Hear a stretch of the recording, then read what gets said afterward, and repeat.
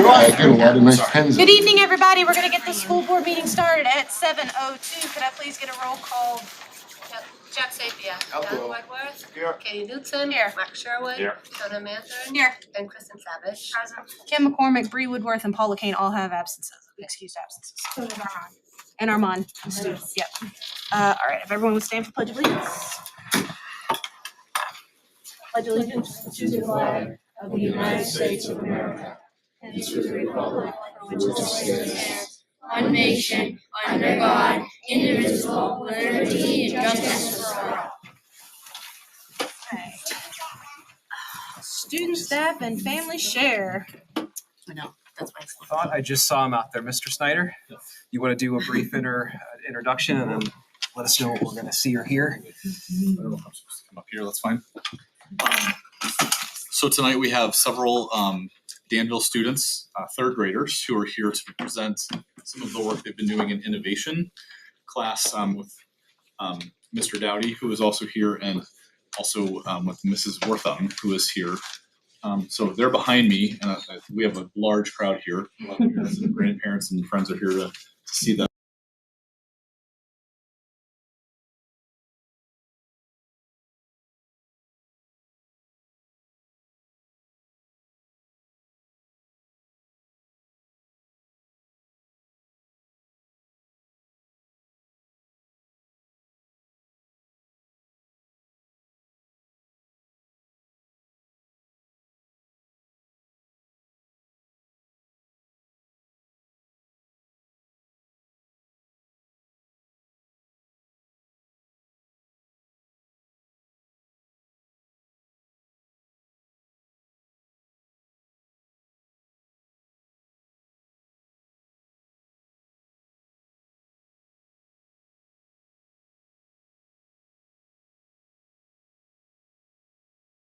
They not only nurtured their creative and artistic talents, but also fostered critical thinking and collaboration.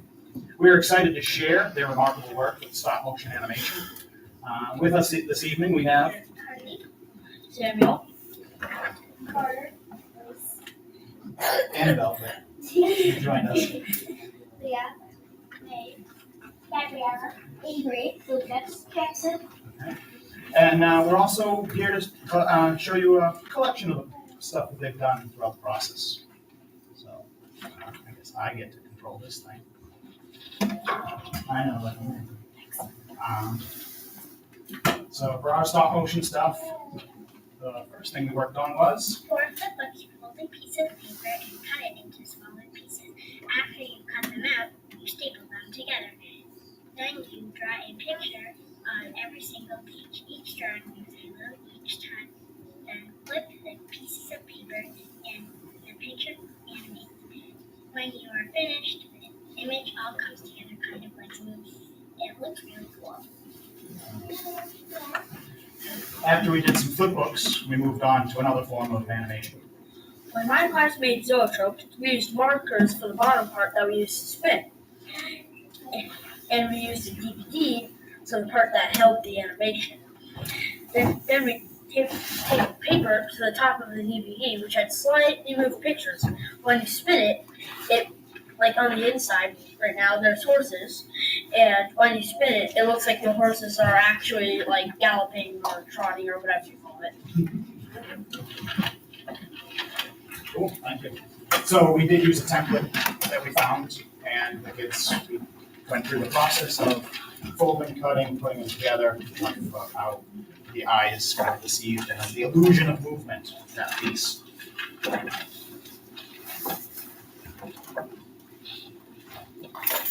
going to talk to you about Google Slides. So Google Slides are when you get a character from the Google slide and animate them from slide to slide slowly. Then when you play the slides as a presentation, it looks like a movie. And that's actually one that Lucas created during technology. As we moved forward in the animation process, we moved on to brick films. Brick films are like an animation with Lego. First, we tried a simple walk cycle, like how Legos would normally walk. But as we got better at animation, we we got to really animate. We used an app called IPBuff. I like Yep, that's pictures and no, that's the next one. Hold on. So we were lucky enough to get a lot of the older document cameras, the IPBO ones, and with that was a stop motion software already included. So we practiced with that one for a little bit. What'd you think of that? it was kind of tricky because this one we couldn't really delete any of these shots if we got our hands caught in it, and yeah, and sometimes the pictures were blurry, and if they were blurry we also couldn't delete that either. That's the blooper reel, right? Early process.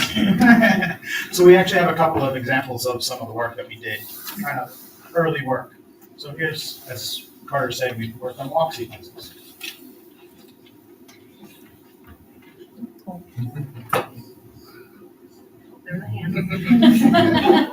Oh, that's really good.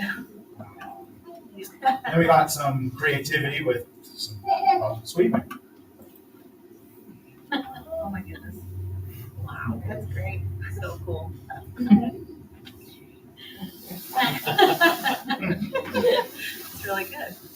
So these are with the older app that we got. And then we moved forward not only with the brick films, we realized we could do some other stuff with paper cutouts and things like that. That's your cue.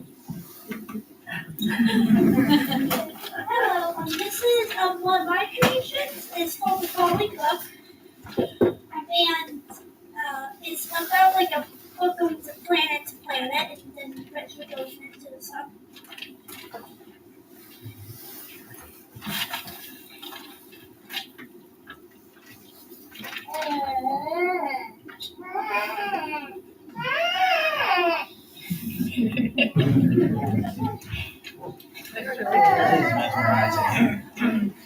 And again, one last one with the original app, which was kind of tricky to use. We were able to do it basically one time, one take. We couldn't save things. We had to do it, download it, and it was done.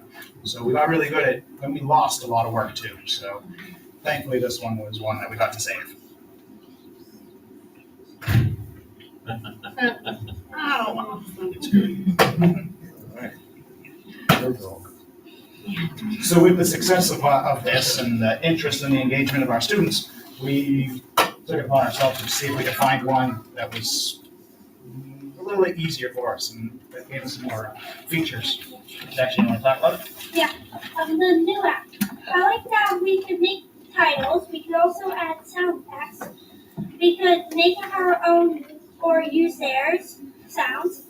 And it is easy to delete frames if you make a mistake, like if there's hands and stuff. I like how we had a homepage where you can see all the projects that we created. So this new cloud stop motion app is really great. It fostered their creativity, their critical thinking skills, their problem solving, and their team building stuff. And it really focused, it was the ease of use, really focused on their learning rather than trying to learn the software. And it allowed their access. Avery, what do you think about the new software? I like the new app. For example, for the new app, I like that if you got hands in the picture or if the picture was blurry, you could delete those easily. And in the old app, you couldn't do that. That's frustrating? Yeah. And then this has been really great for us as teachers because with the old app, you had to download everything, hands and all. But with this one, as teachers, we get to see everything all the students create. So if Jackson has 5 films going, we can go in, give him feedback the next time we see him without him having to download it, send it to us, we're showing us on his computer. So that's been really helpful for us to get projects going. And then here's one example with the new app.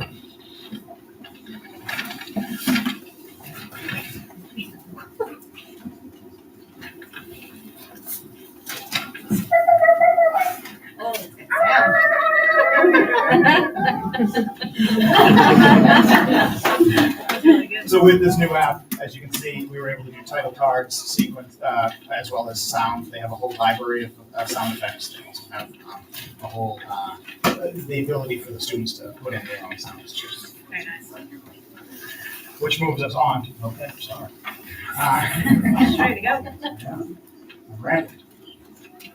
Brought us to the process, and we really wanted to focus on the learning and what the process of their learning is. So, what was the first step we had to do? Storyboard. Before we create new animations, we have to plan out our frames. We choose the pictures and write what is going to happen in the frames on our storyboard. For storyboards, you have to draw a picture that goes underneath. You have to explain what you are doing and put them in order. Then when you film, you can look at the storyboard to see what frame comes next. But in your storyboard, you got a lot of things. What was next in our process of doing this?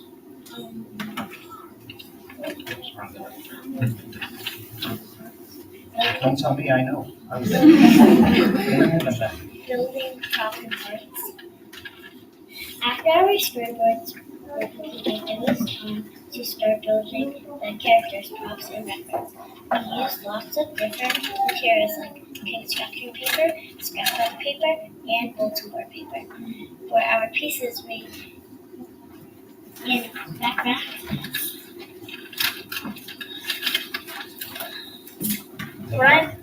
When I made my background for my stop motion animation where I was filming Jane Goodall with apes, I wondered how I was going to make the background color because in a forest it sometimes is green because of all the trees, but sometimes it's blue. Mrs. Dowdy found this paper and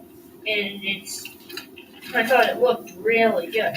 But then there wasn't enough green for the ground and the trees, so we found this paper, which I thought was really nice for the trees because how it changes different shades.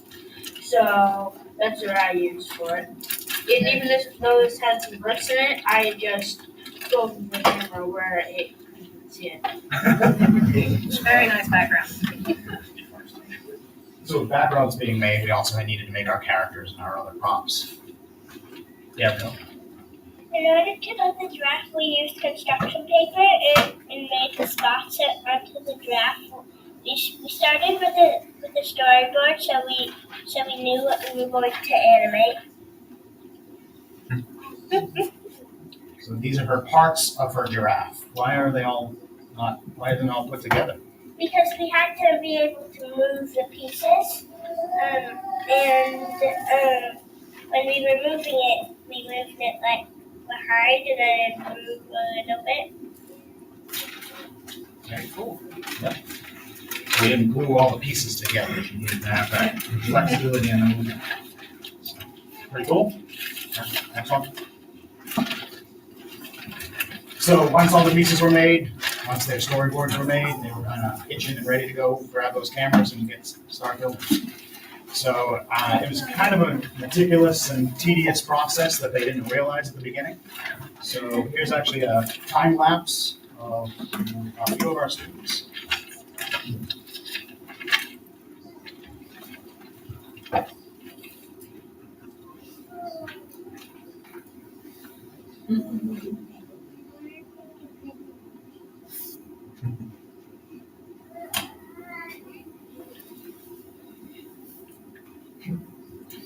So in that 60 seconds, that was about 5 minutes of us real-time footage. You got about how many frames? About 10 frames, so just about 1 second of actual film. So we've been shooting at about a 12 frame rate. So that 5 minutes ended up being about a second. All right, Next, anything else? with filming. We set up our characters, props, and camera. We had to make sure we showed the right camera, things weren't blurry, and the lights weren't too bright. The app makes it really easy to pay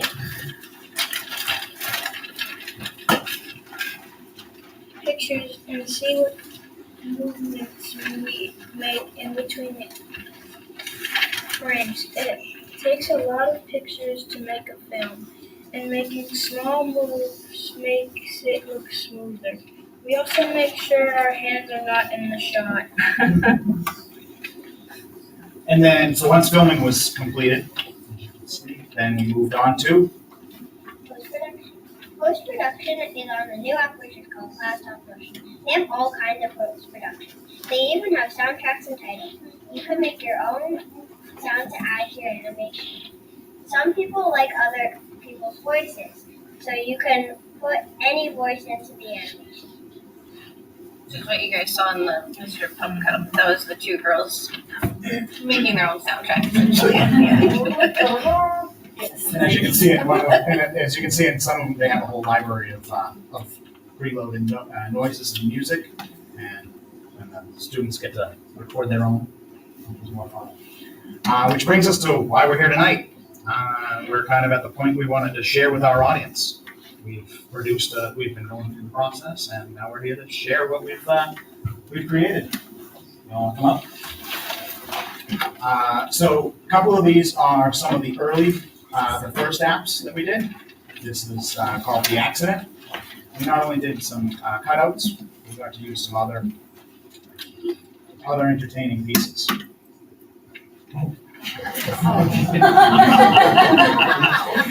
So this one was actually done by some fifth graders. They, in collaboration with their classroom teacher, they were doing, they created what's called volume fill.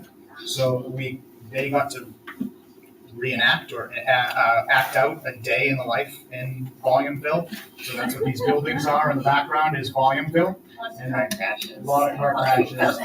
They at one point tried to get Spider-Man Lego to web sling through volume fill. So that was volume fill for the fifth grade group. This one we were doing around Christmas time. Does anyone want to talk about it? So I did this with my friend. It was really tough because we got some ants in it. So we tried our best and we made some snowflakes moving in the back. It was pretty hard to do it because all of the little pieces that you had to cut out.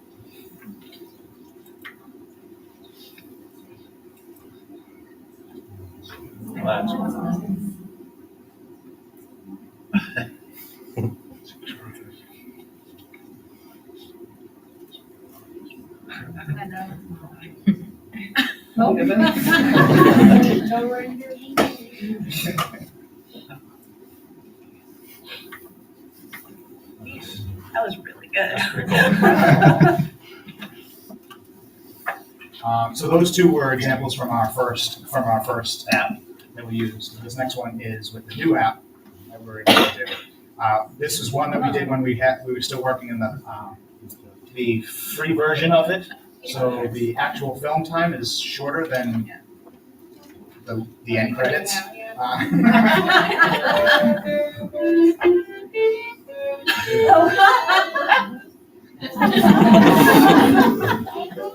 Thanks for watching. And then we got some students actually being more experimental, and they said, well, we've done Lego stuff, we've done paper stuff. What if we kind of moved it around a little bit? And this is actually from a fifth grader. Slide.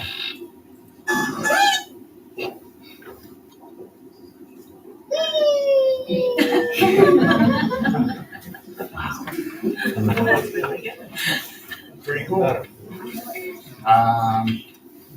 And then our next steps. Does anybody want to talk about what they're working on now? Oh, sharing with an audience. My bad.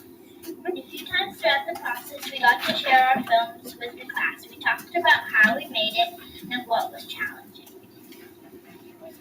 I got to hear what our classmates thought about the film. Sometimes they gave us tips on how to make it better. Other times they were curious how we did something. All right. Do you want to talk about what you're working on right now? We're working on our biographies. We're filming our biographies on our persons, and we're making them do things things on a piece of paper, and they're doing things that happened in their life. So who are you working on? Harriet Tubman, And what do you have her doing? walking back and forth in the Underground Railroad. Nice. That's, I think, the one that was in the time Yep, lapse that that was you the saw. time lapse one. So hers is a lot of little pieces, so she could be doing that every single class. It looks really good though.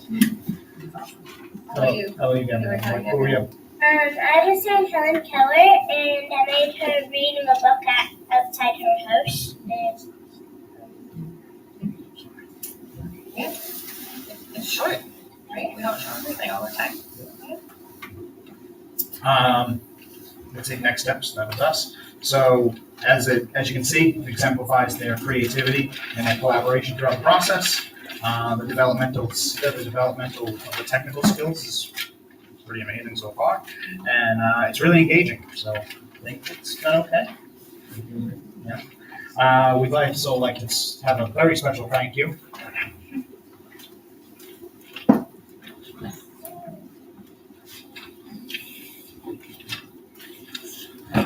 Special thanks.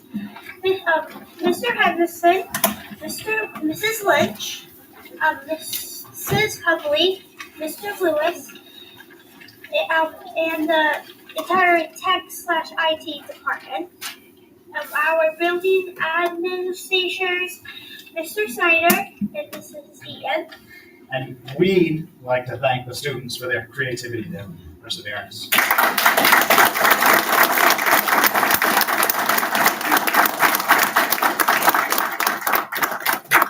Thank you guys so much for coming. This was really amazing to see, and the creativity that you guys are doing, and the fact that like the amount of control just to sit there and like move these little bitty pieces little bit by little bit.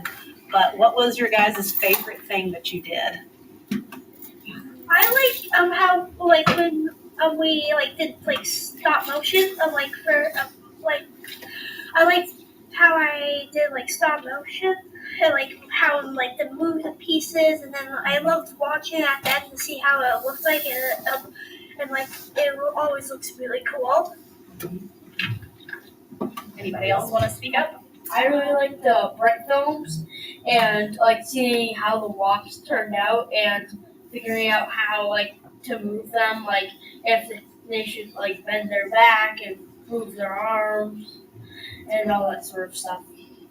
I liked how you could, if you like move it like less, then it makes it go a little slower.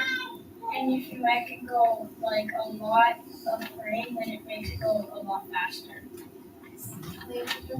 What did you? I liked their next step, which was the biographies. I thought it was really cool how to write my animation, also doing it. It was really cool. Okay. Oh, I like doing our biographies. Nice. To be honest, my favorite part was everything. At least you're honest. Does any other board member have a comment? Yeah, Kristen, go ahead. I just want to, first of all, say what a great, well-spoken group of kids. And to all you parents and grandparents, kudos to you. What a great group of kids you have here. I want to know what you all think now when you watch a cartoon or you watch like an animated show. Do you realize how much work goes into that? And would any of you ever think you'd want to do this and get into animation for your career down the road?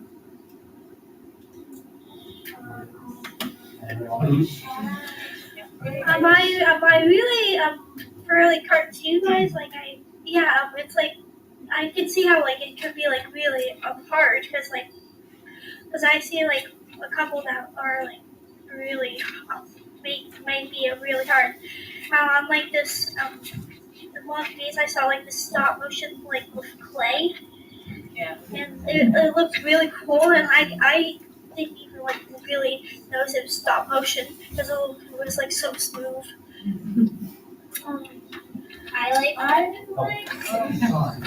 We'll let her go first because she got. I remember seeing the trailer of Jack Skellington, which was really cool to see of the animation, and I really wanted it to be like that, but I saw like really took a lot of work, so I thought I'd start with the I like it's crazy how long it takes, and I like the movie Toy Story, and Toy Story is actually the stop motion animation. Nice. I don't know if I would do it because in like the Lego movie, it's all brick films, so they must have had like a million pictures of that. At least. Well, thank you guys so much, and thank you parents for letting them come down. Thank you for coming here and talking to a big room filled with people and your eye contact and your smiles. It was good to, yes, hi, I love your smiles. And thank you for being so brave. Yes. Thank you. Great job.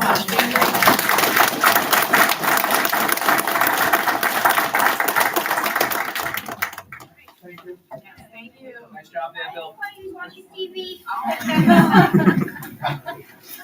Give everybody a moment to kind of clear out and then we'll get back to our. Jackson, you have to get into politics. Good job, guys. Hey, you need your phone. We found it.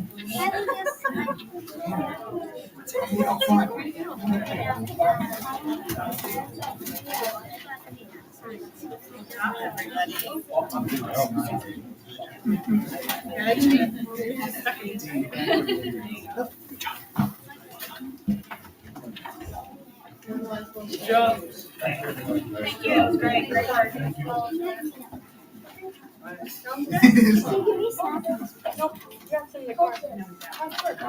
Please hold it. That was great.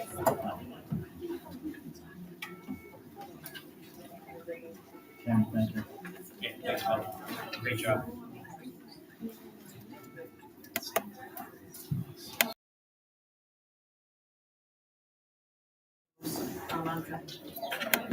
No. Linda, do we have any more delegates or individuals or just? Okay, thank you.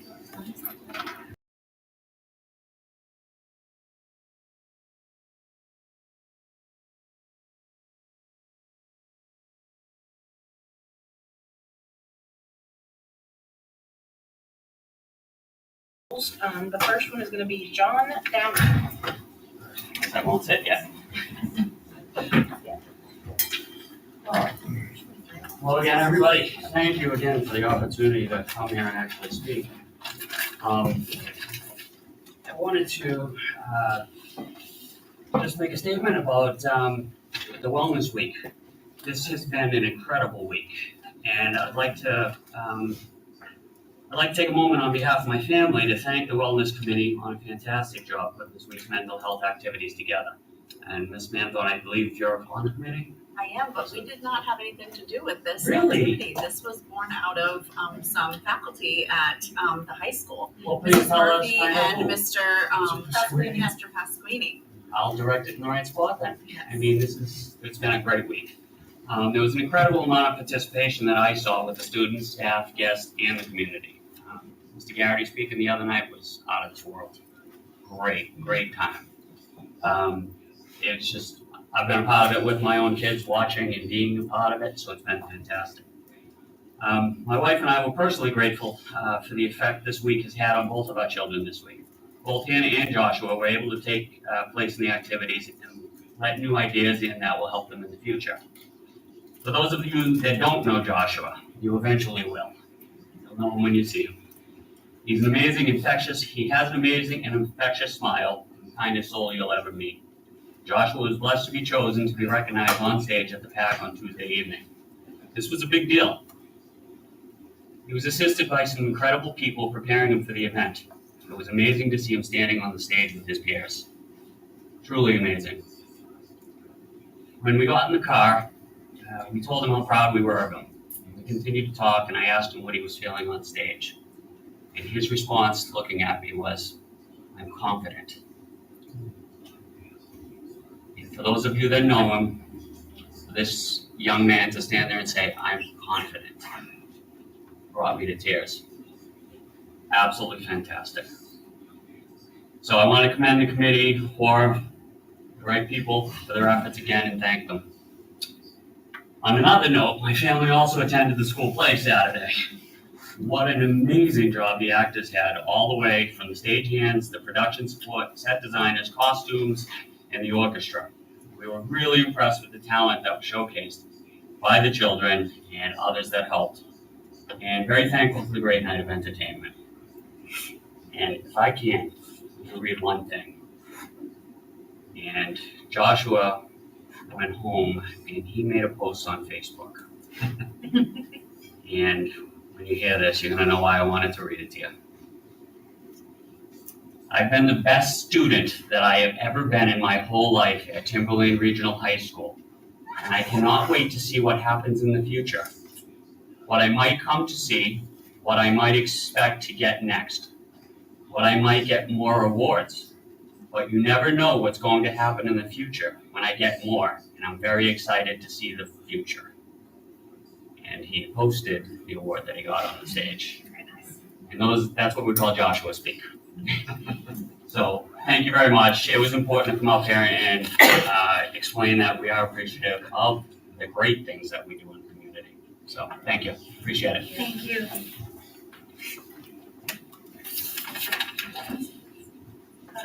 Next is Doug Galini. July. July, I'm sorry. 73 Back Road. The last meeting, there was talk about the conditions of the buildings and whatnot, and where the work needs to be done. Would it be possible, I'm asking the school committee as well as the administration, to have the facilities manager attend the meetings and possibly give a little update to the people in the audience, because that seems to be one of the things that I'm hearing a lot on our end is, where is our money going, why is it going there, and so forth. So, in the effort to be more transparent, show us what the projects are that need to be worked on, where you anticipate the big money will go. That's all I have to ask for right now. Thank you for your time. Thank you. And if I butcher your name, I apologize. John Letty. That's that right? Yes. Oh. John Maletti, 41 Boulder Drive, Danville. Just have a quick question. I understand that we as taxpayers need to wait till May 2nd to find out exactly how much is remaining in the unassigned fund balance. Why is that we have to wait to May 2nd? And then we should know right now, as of April 18th, what is in this account. Whatever is remaining in this account currently needs to be returned to the taxpayers before it's spent now. That's it. Thank you. All right. Shelley Whelan? Whelan. That was close. That was close. I'm sorry. I just wanted to speak tonight. I have a son, I'm in Plastow. I have a son that's in Pollard School, he's in 4th grade. And right now the 4th grade class at Pollard has 74 students in 3 classrooms. And that's roughly 24 to 25 kids per room. This year has been really challenging for a lot of the kids. I've heard from a lot of parents, from a lot of the kids talking about it. And my kiddo is on an IEP. He requires a lot of redirection. I think that's more pressure on the classroom teacher than she's probably ever dealt with before. Certainly I wouldn't want to be in her position, and I don't envy what she has to do every day. I've had a lot of phone calls, a lot of emails from the school regarding behavior issues in the classroom, whether my son was directly involved or indirectly involved. It's escalated over the year. It hasn't gotten any better. And I know tonight there's going to be some discussion about funding and how that will be appropriated. And I'm just really hoping that you guys consider those kids in the 4th grade. And just for a little background on these kids specifically, I know COVID affected all the kids. That would be every kid in every class in every school. The 4th grade class, they were pulled out in kindergarten. It's when you get your basic social skills, your basic reading, your basic math. The school's been very good about working with my child, and I can't say enough about it. But he's regressing now, and it's because he's not getting what he needs. And I think there are students who are also not on IEPs and probably not getting what they need either at this point with such a large number of kids per class. I'm hearing a lot of like disrespect and damage to property in classrooms and just things you wouldn't expect out of kids this age. I'm really just hopeful that next year we can get the funding for another teacher to come in. I think one of the biggest things I'm concerned about is retaining the teachers we have and attracting new and like good educators to the district. So I think it's really important that tonight is considered, if they consider putting these kids back into 4 classrooms, that would spread them out to 18, 19 kids per class, and I think that's a much more reasonable size for them. Thank you. Linda, do we have any more delegates or individuals? No. Get a motion to move the remainder 23 minutes of delegates and individuals to the end of the meeting. Kristen, do I have a second? Seconded by Jack with his. Any other discussion? All those in favor? Opposed? Abstains. All right, we're gonna, next is approve minutes. We do have regular business minutes and then we also have some non-public minutes. We'll do the regular meeting minutes first.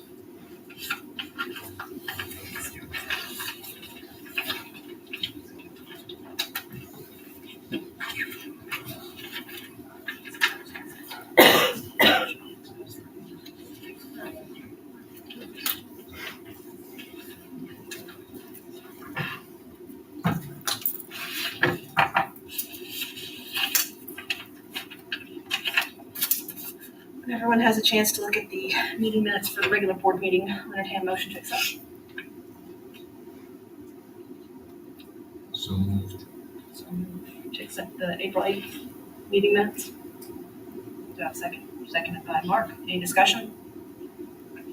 All right, all those in favor? Opposed and abstain. 5-0-1. All right, next will be the non-public meeting minutes.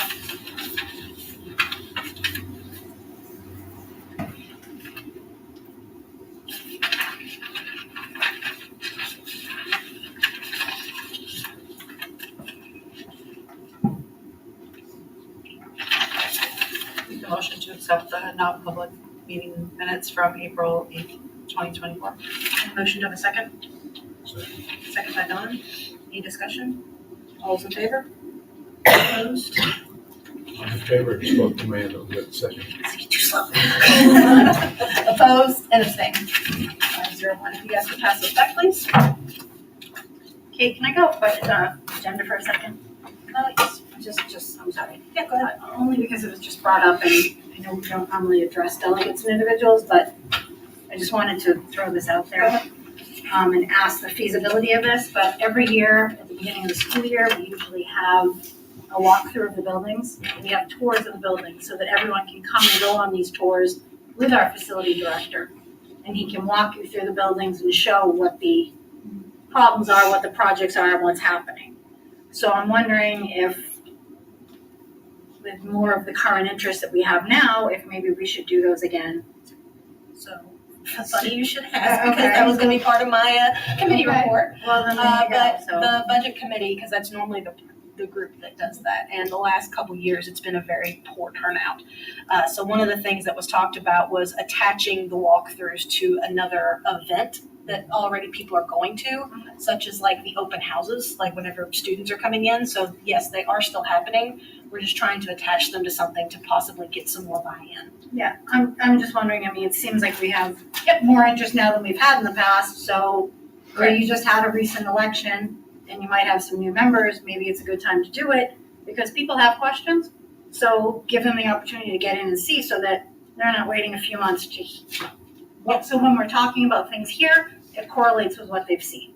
And that's all I'm thinking. And then if Justin, the facilities reports are available online that have all of these projects and all of the listings. So if somebody wants to go on there and look at that full list is there as to pending, future, and things of that nature. So it is available. That's correct. There's also a facilities report monthly and plan board. So I just wanted to let you know that information is out there, but maybe we can arrange some more current tours. And also too, are there not pictures of before and after projects that I know Yes. Carl's been working on? So where at on the website can people find that? So it's not. Front page. On the landing page, on the right side, there is a link that says construction project. Construction updates, we you think of that need? You have to fix and see where not done all the projects. It kind of chronicles the timeline of the work. Yes. It has all the very minimum dollar that we have spent in facilities for the last 2 years. Yes, Jack. Yeah, so on these tours, I haven't been on one just because I know my way around the buildings. But on those tours, do we point out the challenges? And because I think that's like crucial, especially like the athletic wing and all kinds of, I've been on every one with the exception of the one school, which was one of the Sandown schools I've been in for the past 3 years. Yes, so our facilities director does a really good job. We go around the entire school. We go into many sample rooms, some of the newer rooms, some of the older rooms that need some TLC, and he points out leaks in the roof, issues with the walls, issues with the boilers. You literally go and you walk around the boilers, you walk around the attic, you go through the building and you can go anywhere and gain access anywhere. It's eye-opening, and it was a little bit disturbing when you see some of the infrastructure that was really in a lot of disrepair, and things as simple as the walk-in refrigerators with the doors not appropriately fixed, and issues they were having. That then later, I could now see the justification of $200,000 or $300,000 for a walk-in fridge.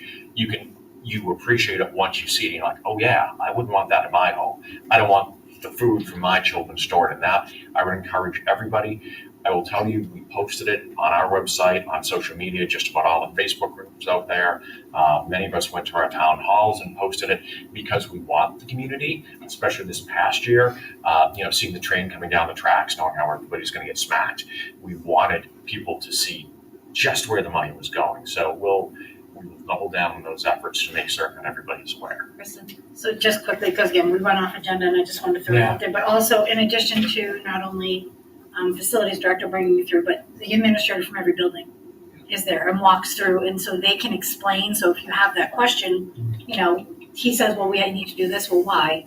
The administrator can then explain what the problems are and why it's there, maybe why this might be a priority over something else. So, but I'm glad to hear that we're doing. I hope we can do them sooner than later, because we have this interest now, and people, I think now's the good time to do it if we can. So that's all.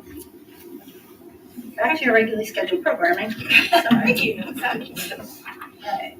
So first thing for current business is a budget transfer for the concert and band uniforms. Come on down.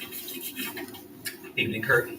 Hi. Thank you very much for having me again. It's a follow-up to when I stopped by in the fall to talk about the 27-year-old marching band uniforms.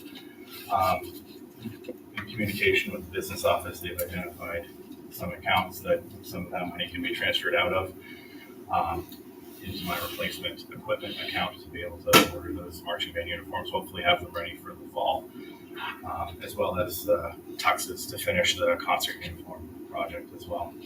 I can speak to more of what I spoke to last fall if we want a little bit of a refresher, or. Yeah, go ahead. Okay, yeah, so we have marching band uniforms that typically have a lifespan of 20 years. These have been in service for 27 years. The community, the students, the families have done a terrific job of maintaining them. So we've gotten an extra 7 years out of them, but they're at the point where the repairs just aren't holding. So we are looking to replace them to rectify that, but to also update the material they're made out of, so they're going to be a little more comfortable for the kids, especially for the hot games. It's a little easier for them to put extra layers on underneath than it is for them to cool off on a hot game.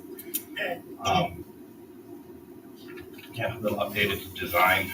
Same thing with our concert uniforms. Our concert uniforms are 24 years. Average lifespan is 20. So we're just looking to get what we need. I have a plan in place to include 5 additional uniforms in my budget per year to make sure we can replace any catastrophic damage to any of them, or if we need any unique sizes for particular students coming up. I've been able to shift some things around so that I'll still have a level budget when I propose it in the fall. I'll be able to include those. And just looking forward to the design process. Has been fun with a couple of different companies we've been in communication with. It's been nice sending some of those thoughts to the kids and seeing what their ideas are, so they have a little bit of a stake in the process. Looking forward to hopefully moving forward. Yeah, Sean, just as a point of reference / interest, my graduating class was the first year to wear these uniforms 27 years ago. Well, As a that was senior. a long time. It is, that is my point, I that it shared, is time. I shared the story in the fall that when the marching band went down to Disney last spring, we had students in the same uniforms that their parents were in when they also marched to Disney. Yes. Okay. So I'd just like to say, you put out an incredible product. And I know just via the grapevine that you are about as fiscally responsible as you can get. So from a board member standpoint, from a parent standpoint, and a taxpayer standpoint, I appreciate the hard work you do. And that should be rewarded. I think the kids, I mean, this is part of the cost of doing business, but you make it a lot easier to say yes because of the way you manage your department. So thank you very much. Thank you, I appreciate that. Right. Kurt, could you just remind the board and the public, like how many kids does this touch and how often are they using these uniforms across the year? So we've got about 80 students enrolled in the marching band. They're going to wear them 10 times a season, and 10 times being 6 to 8 hours at a time. Sometimes it's 35 degrees when they're wearing them. Sometimes it's 85 degrees when they're wearing them. So they're built to take a punishment, but we're at the point where not anymore. The concert tuxes, that fluctuates from year to year, but we've got probably around 120 students that'll take advantage of those. They wear those a little less frequently, but they're still wearing them for an extended period of time. They're still wearing them seated on stage, on stage lights. I will say, having had two kids that went through the program wearing those uniforms, I remember distinctly one of the memories that everybody shares. Plasto Old Home Day and kids just dropping and knees buckling because they're wearing 27-year-old wool uniforms in the sun. Yeah, it's desperately needed. So I'm sure the kids will appreciate it, and Plasto will, not giving out as much water in the future. I would think that a lot of places would have been back a lot earlier looking for this. I think it showed tremendous restraint to give us a time to I guess hear this for a while and finally be able to find a path to this. So thank you. Yeah, when uniforms last about as long as a home mortgage, right? We joked last fall too that our marching band uniforms are old enough to have earned a doctoral degree. Just the three accounts that these are coming from is the salary and long-term sub teachers, which is $49,605. Salaries teachers music, $20,000, and salary teachers student assistant, which is $30,000. And these are all being moved to the account of replace equipment music. So does anybody else have any other questions, or can I go ahead and make a motion? I would love to make a What, Savage? You're gonna beat me to it. Hold on, Savage. Thank you. Kurt, and you said it's the plan to be able to add to them, right? Yeah. Is this a company that you can do that with? Are they going to change a style or discontinue? Is this something they're guaranteeing you'll be able to do that and add, and you're not gonna run into a situation where you hit a wall with it? Correct. No, this company's been around. The companies that I've worked with, the one in particular that I've been getting some designs from, they've been around for decades. And they informed me that 5 was the minimum they could run annually. So they're going to have our design in their system, and they're just going to do a production of it each year. And it's a standard of enough design that it's not gonna suddenly, in 3 years, they're gonna be like, oh no, that's discontinued. Now, if you want more, you have to go with Correct. this. Yeah, because it's a design unique to our school, so they would have that. Because that's why 5 is the minimum now, because it's unique to us, and they'll just rerun it for 5 uniforms each year. I'd love to make that motion to accept the budget transfer for a total of 99605. Second. Motion by Mark and a second by Shauna. Any other discussion? All those in favor? Opposed? Abstained? All right, thank you. Thank you very much. Thanks so much, Kurt. In 27 years, Kurt. I'll make it better. Okay, fair enough. With new material, right? Yeah. All right, next on the business is elementary enrollment update. Yeah, so I know Mrs. Canotas is joining us. We're going to do this in a couple different parts. So We are actively still enrolling in our early childhood programming, so preschool, pre-K, and kindergarten. So Mrs. Canotis is going to speak to that because that is still open. And then I'm going to speak to enrollment for grades 1 through 5. That'll lead into a staffing discussion with Mr. Krieger. So. No longer afternoon. So in your packets, you have the update for early childhood programs, preschool, pre-K, and kindergarten. I'd like to take just the advantage tonight of those who are here and those who are watching to encourage people, if they know families in their neighborhood or friends or family who haven't yet registered, if they could encourage them to register. This is how we know staffing for these programs. Also, we're coming up to our April 30th date. That date for the last few years has been the date that we look for finalized registrations, and we move kids over to class lists, and that's how we know really who to expect. That includes paperwork and deposit if applicable. And so we just encourage to get the word out there and get that registration up.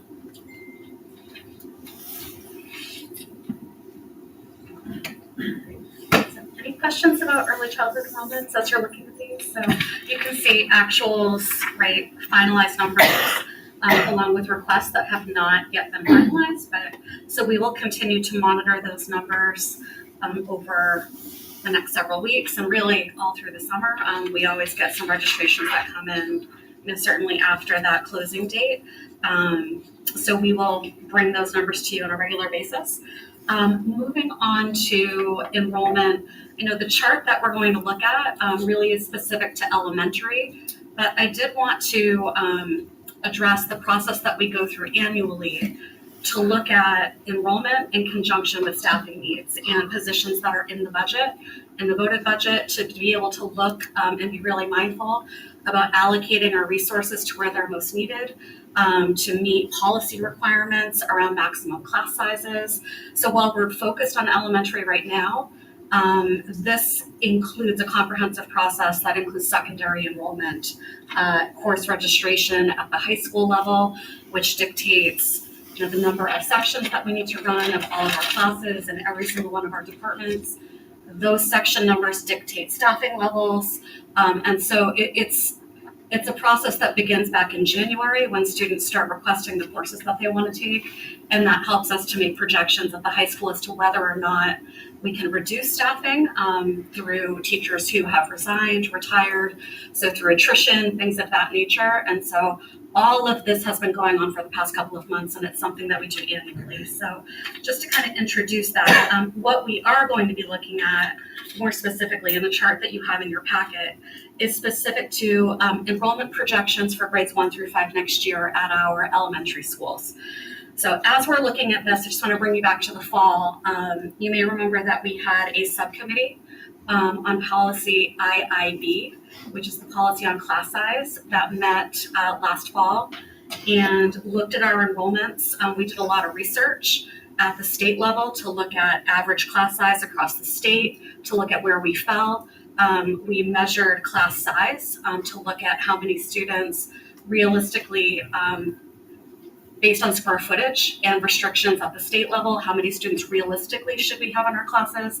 We looked at capacity, how many classrooms do we have with regard to some of these projections. So it was a pretty comprehensive process that we all went through.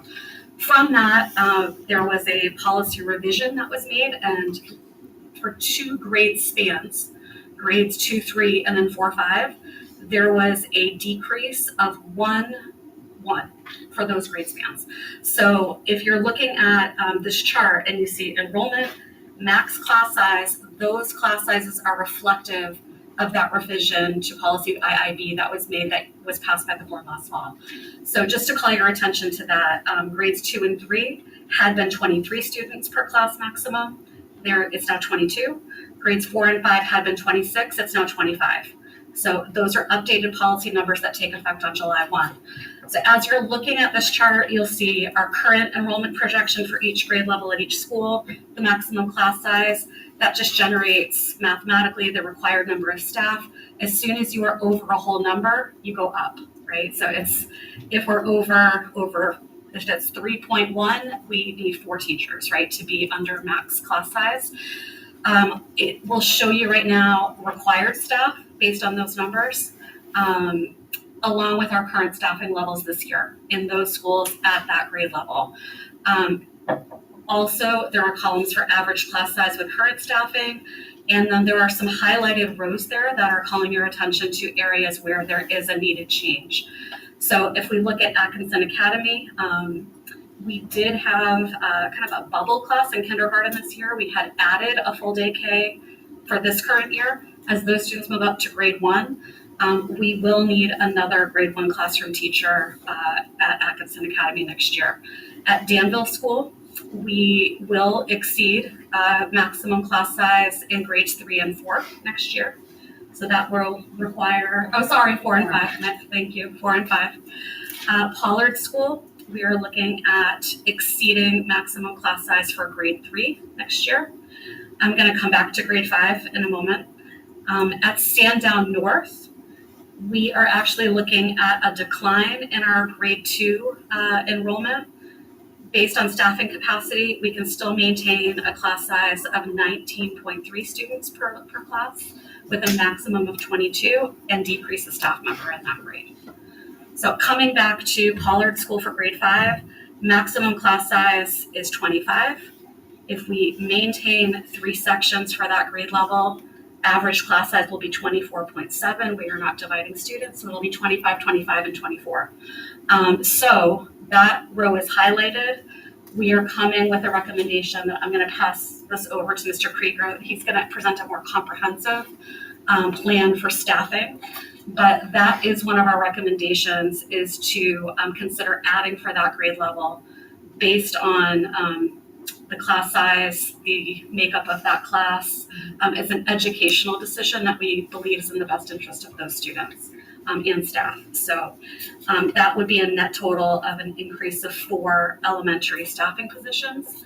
And as Mr. Krieger is going to talk to you about, we have gone through a pretty comprehensive process to make every attempt to find those additional 4 positions within our current staffing positions that are in the current operating budget to not have an impact financially on increasing staffing levels. So I'm going to pass it over to Mr. Krieger. Awesome, thank you so much. I have one quick question. I never see you rounding them off. How do you come up with the fraction of a student? It's just the average. It's just mathematical. That's why I really want to stay Yeah. in that. Okay, it was just, Yep, it's just the mathematical. Does anybody else have any other questions for Sandy before we turn it over to Mr. Krieger for the next thing? Could I direct the board's attention? It's page 19 in your packet. That's really where I'm going to spend most of my time right now. You'll notice that it's got kind of a green color coding in a column setting in the table. See it there. It says staffing map at the top. Staffing map. What you're looking at here is something that looks very simple. It looks very concise, but it is the end result of about 2.5 months of work of the entire administrative team, looking pre-K to 12, really identifying resources that are currently in our operating budget and will continue to be next year, and then also identifying the needs that we currently see in the moment in the district, and having conversations about reallocating what we currently have to meet the needs that we currently see. I'm going to walk you through line by line in terms of what we would like to do to reconfigure some things and direct personnel to where we feel there is a more pressing need across our district. Start at the elementary level. That's the first highlighted section you see there, and I'll go row by row. Atkinson Academy, we're going to be adding a classroom teacher there, or proposing to add a classroom teacher. The reason there to add it in grade 1 is by policy, class size, and the source of that position is that we have another corresponding reduction at the elementary level. Row 2, at Pollard, we are suggesting that we add a classroom teacher. We add it to grade 3, as Sandy alluded to. That's by policy, strictly a class size decision. That source is coming from a work at the high school level to look at our numbers there and reducing a mathematics teacher at the high school. Row 3 at Pollard, we're suggesting that we add a classroom teacher. We add this to grade 5. Also, as Sandy alluded to, this is an educational decision based upon the makeup and the needs of those specific students and those specific staff. That corresponding roster personnel decision is a science reduction, again at the high school level. Row 4 is at Danville. We're suggesting we add a classroom teacher to grade 5 by policy. This is simply by class size. The corresponding staff move from that is a reduction at the high school level, again for an English teacher. Next row, also at Danville, we're focused on grade 4. We are suggesting we add a classroom teacher there, similar to the decision at Pollard. This is an educational decision. This is about the makeup of the students and the needs of the staff at that grade level. That corresponding move is also a reduction at Sandown North. Lastly, at elementary schools, we are suggesting that we add a position to TLC. It would be a new title position in the district as a child find coordinator, and that is currently in the voted budget. I'm going to pause there and just define the primary responsibilities of what that person will be doing. Child find is the federal law that obligates school districts to go out and find, identify, and evaluate children, sometimes from birth up until school age, that need early services and supports. It's an obligation the district has. We're looking to have somebody kind of serve as the key logistical point person for that, to take in the intake, to coordinate those sort of supports and services, most of the time with outside agencies, whether they're private daycares or other institutions, or come into the building and receive services like that. That person also serves as the LEA, or the local education agency, the special education person responsible for transitioning that child and family from early childhood supports and services into the public school setting with us. So it's an advantage for the family to have a good experience with that. There's also an advantage for the school district that we're setting up success for that student and family even before they enter the doors of public education. There's a lot of good things happening at TLC right now. We have got a lot of good support and feedback from Easter Seals, which is a primary organization that supports us through the early child. They are speaking that the process for families this year through Timberlane has been the smoothest that they've ever experienced. And we're looking to build on that momentum and see if we can kind of expand the pool a bit there. Can I ask a question? Sure. How does that get communicated from the family to the public school, that need for that? I mean, did I miss something there? Like, I'm sitting there saying, okay, you have a child that has a need.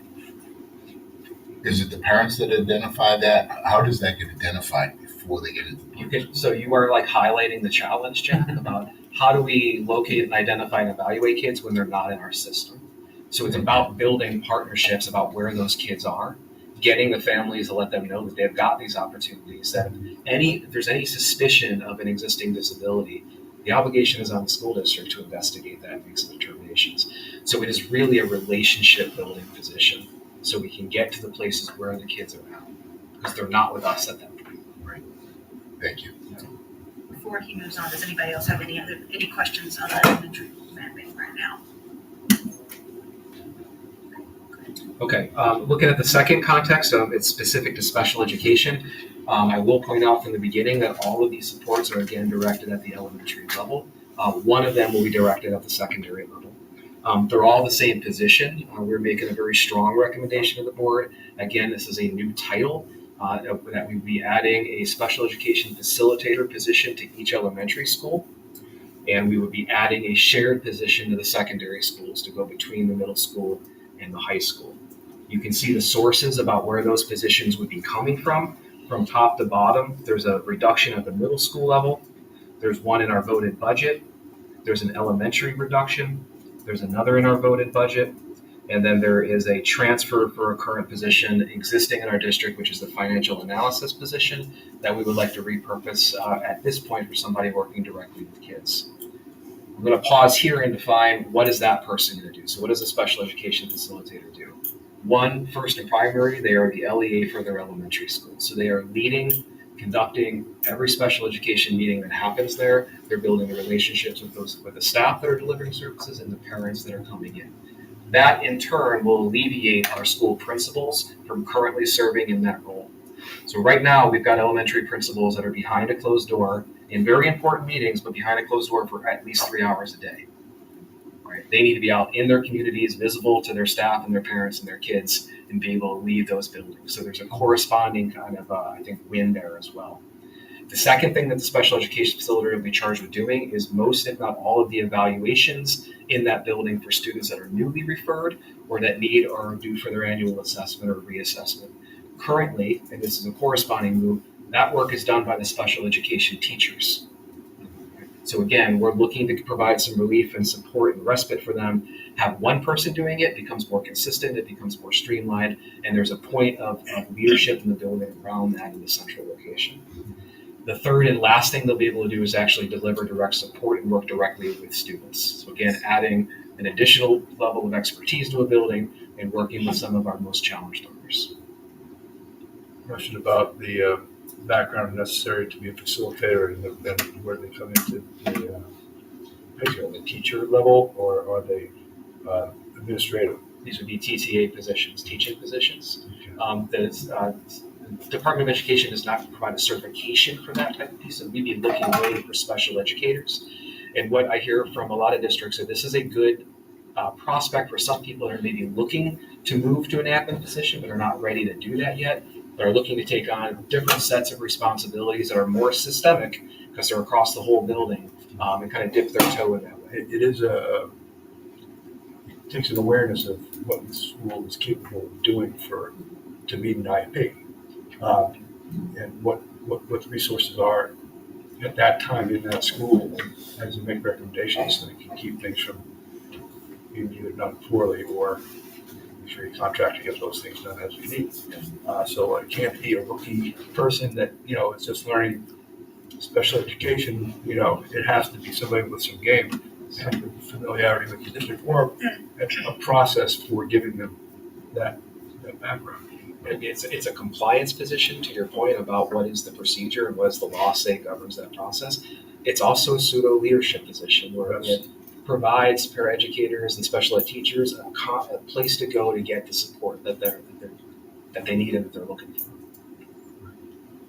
Mark and then Jack. Did I hear correctly, or did I just interpret it this way that this position would alleviate some of the burden from our current special ed teachers who are overwhelmed, and allow them to more appropriately focus on their core directive and interface with the students? You heard that right. Cool. You're hearing something. Jack. Okay, so far, so good. I mean, I'm always conscientious of administrators versus teachers. I always feel like I want to be more heavily weighted on the teaching aspect of it. But from a production management standpoint, I can appreciate how you've done this. This is fantastic. My question is, are we going to be able to find those people? Is that a fair question after listening I do listen sometimes. In this labor market for education, I think it's a fair question for most every position. Okay. But we're making a concerted effort that we feel we need these people. So we're going to be behind moving out there. Some of these people, Jack, may be people that are already in our system and that want to take that step or want to assume that type of role in their building. That's also a potential too. I think it makes other folks more productive. I think that's part of It's the end game. focus here. Thank you. You just answered my question about it being, I'm sorry.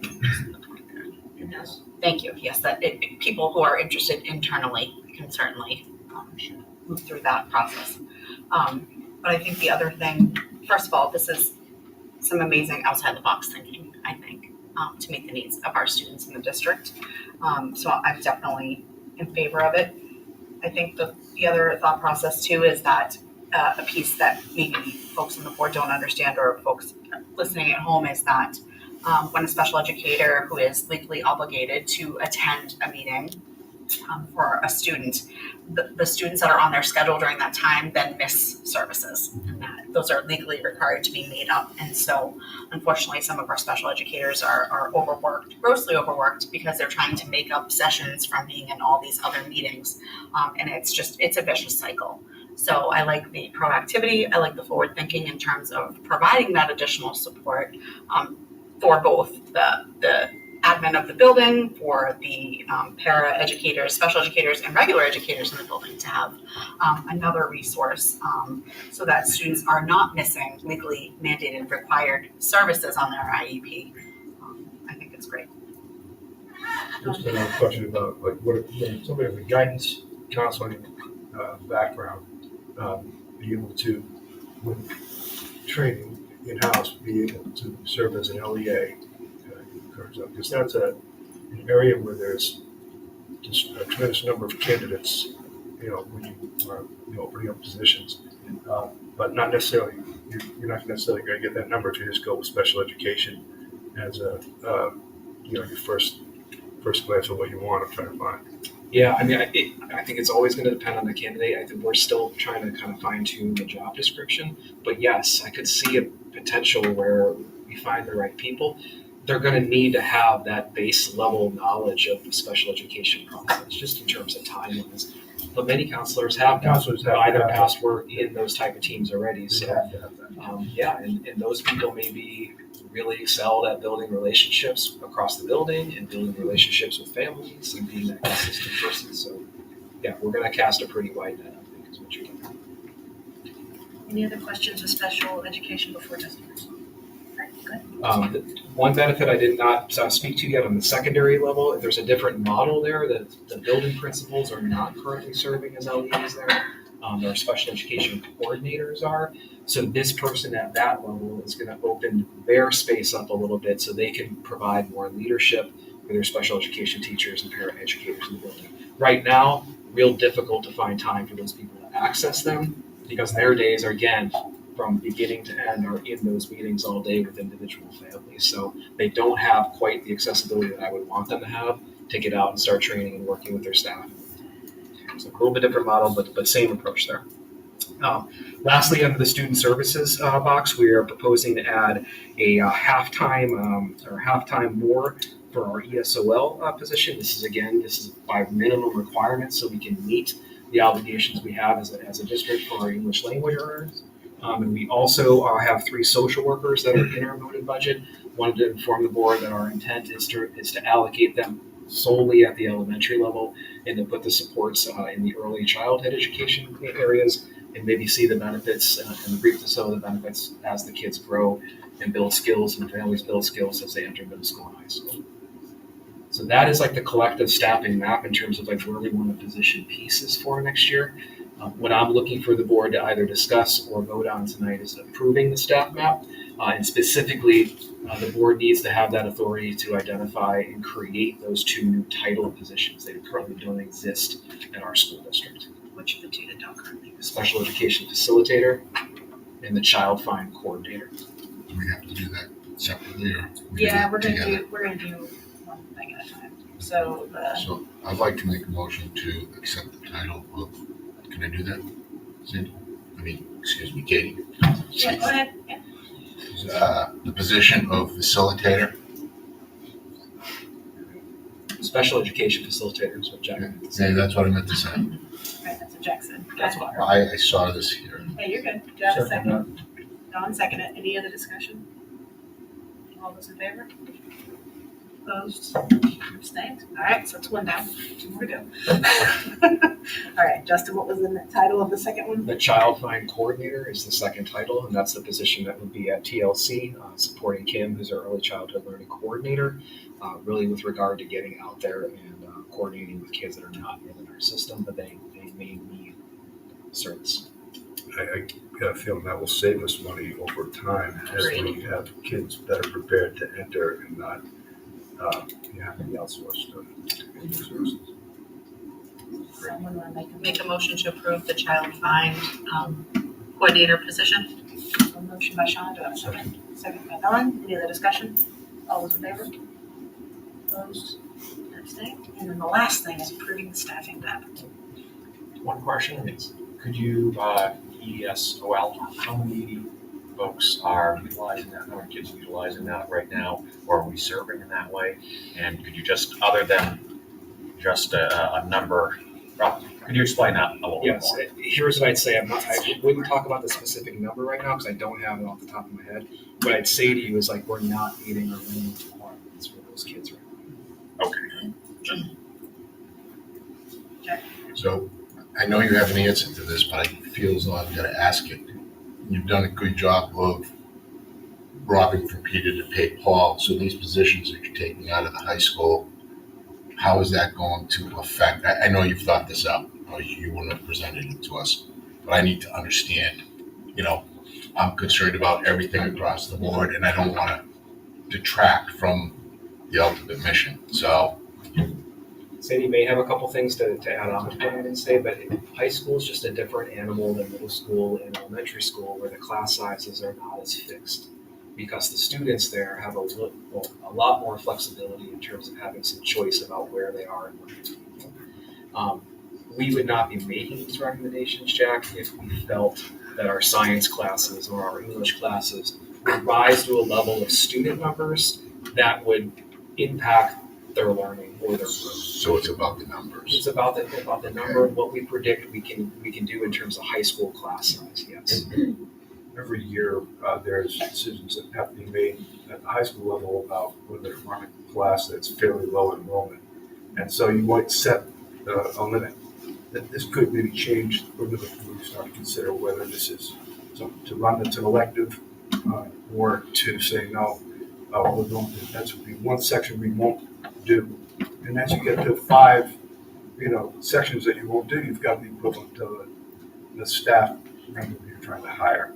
So, it's really just a game of understanding what might be nice to do, but might only impact a few kids versus what you need to do for all kids, because that's what it takes to graduate high school and have opportunities that you need. The other neat part about that, and I know Maria will nod her head to it, is when the admin are talking about this, there's a huge thing to point out that they did it as a district team.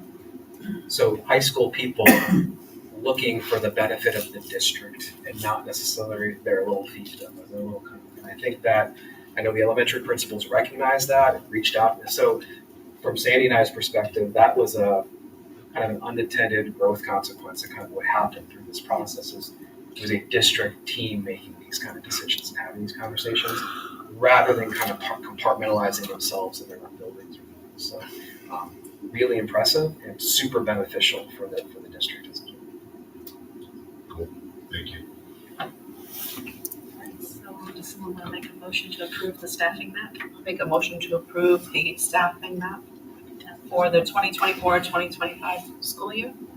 And motion by Shauna, seconded by Mark. Any other discussion? All those in favor? Opposed? Abstained? Thank you for the work on this. I know it took quite a bit. I'm glad it built some relationships. All right, instructional hourly calendar. Right? Yeah. So this is a second look at what we brought you last Monday to look at the projected last day of school based on shifting to an hourly count. You are looking at the same information that you were looking at 2 weeks ago. Just to kind of bring you back to what we talked about, there are options for school districts to shift from a school calendar that counts 180 school days to an hourly calculation, right? There are formulas that go along with that. The second page of the executive summary on the calculations for the final day of school gives you our count reflective of the 4 snow days that we've had this year. So just to bring you back to where we were a couple weeks ago, we currently, even with the 4 missed school days, do exceed the minimum required hours instructionally if we were to maintain the final day of school on June 12th, which is the projected day on the school calendar. That is not the final day for staff. Staff work days are contractual. It's based on a numerical number in contracts. So this would be the final day with students. So we could maintain that day. There are some factors that weigh into it, right? Considering professional development days. I think we spoke to you potentially about plans to design professional learning days for our staff, and that's something we're actively talking about. But we do feel confident that we could keep June 12th as our last day and meet all of our requirements. Do anybody have any questions? Yes, Shauna, go ahead. It was a day that was missed at one of the elementary schools due to a few, I'm trying to recall, the illness or something. Yeah. So how does that affect Atkinson? So that would be an additional 5.75 hours taken away for Atkinson Elementary. They would still be in excess. Okay, great. Yes. So everybody would be ending on the same day Everyone at all would be, yes. Yes. Any other questions? Someone want to make a motion to accept the June 12th as the last day of school? Make a motion to accept June 12th, 2024 as the last day of school for Timberlane Regional School District. Jack. Shauna made the motion, Jack seconded. Any other discussion? All those in favor? Opposed? And abstained. All right, June 12th, last day of school. All right. Curriculum revisions for Health 1 and Intro to Fitness. Mr. Patterson's going to join us, right? Words, no chart? Yeah, come on. Oh, no, this is a chart. Where's the There's chart? this highlighted. There's the Sorry, our screen wasn't scrolling. We know you made it now. No, I'm good, data man. Good evening. I come to you tonight for a first read for two different curriculum documents. The first being an Intro to Fitness and Health 1. So those are actually two curriculum documents inside of that. Just some revisions around nutrition and goal setting. The executive summary goes into a little bit more detail, but this is, again, a first read. It's been through two reads at curriculum and assessment. A lot of work was gone into this with Katie Murphy and the entire PE Health teaching team, and we looked at it, the impact in a K-12 progression and made sure that things fit in there. But I wanted to bring that to you tonight and ask you if you have any questions. But then I will be back at the next meeting for the second read. Anybody have questions? The second document is also from PE Health. It is an Intro to Fitness, and what they're doing there is they're just combining two curriculum units. They were separated into muscular endurance and muscular strength, and they're really just combining this into a single unit called muscular strength and endurance. Again, went through the process, went through the work with the teachers and a K-12 vision, and then through the two rounds at curriculum and assessment. So both the changes are Intro to Fitness, but one is just around nutrition and goal setting, and the other one is the. So there's the first one that I talked about. It's actually two different classes. It's Health 1 and Intro to Fitness. Those are two separate classes. Really, what it is that the nutrition and goal setting, some of the repetition that was in those curriculum documents is being removed. Okay. And they're taking that idea of nutrition and goal setting sort of to the next level in Health 1. Okay. Some of those components of nutrition is getting added to Intro to Fitness. Makes sense now, thank you. And so they took some of the components from Health 1, like some of those curriculum components, just added it to Intro to Fitness. That makes sense. I see what you're saying there. Okay. Okay. Anybody have any other questions? All right. So, Make a motion to accept the Fitness Health 1 curriculum and Intro to Fitness for our first read. motion by Shauna, do I have a second? A second. Second by Kristen. Any other discussion? Yeah. Yes, go ahead. You still need for a second read on this, and I think you. Is anything gonna change? There's nothing to change. It's just the process that we go through to just make sure that it's. Then I want to amend my motion. 1 second.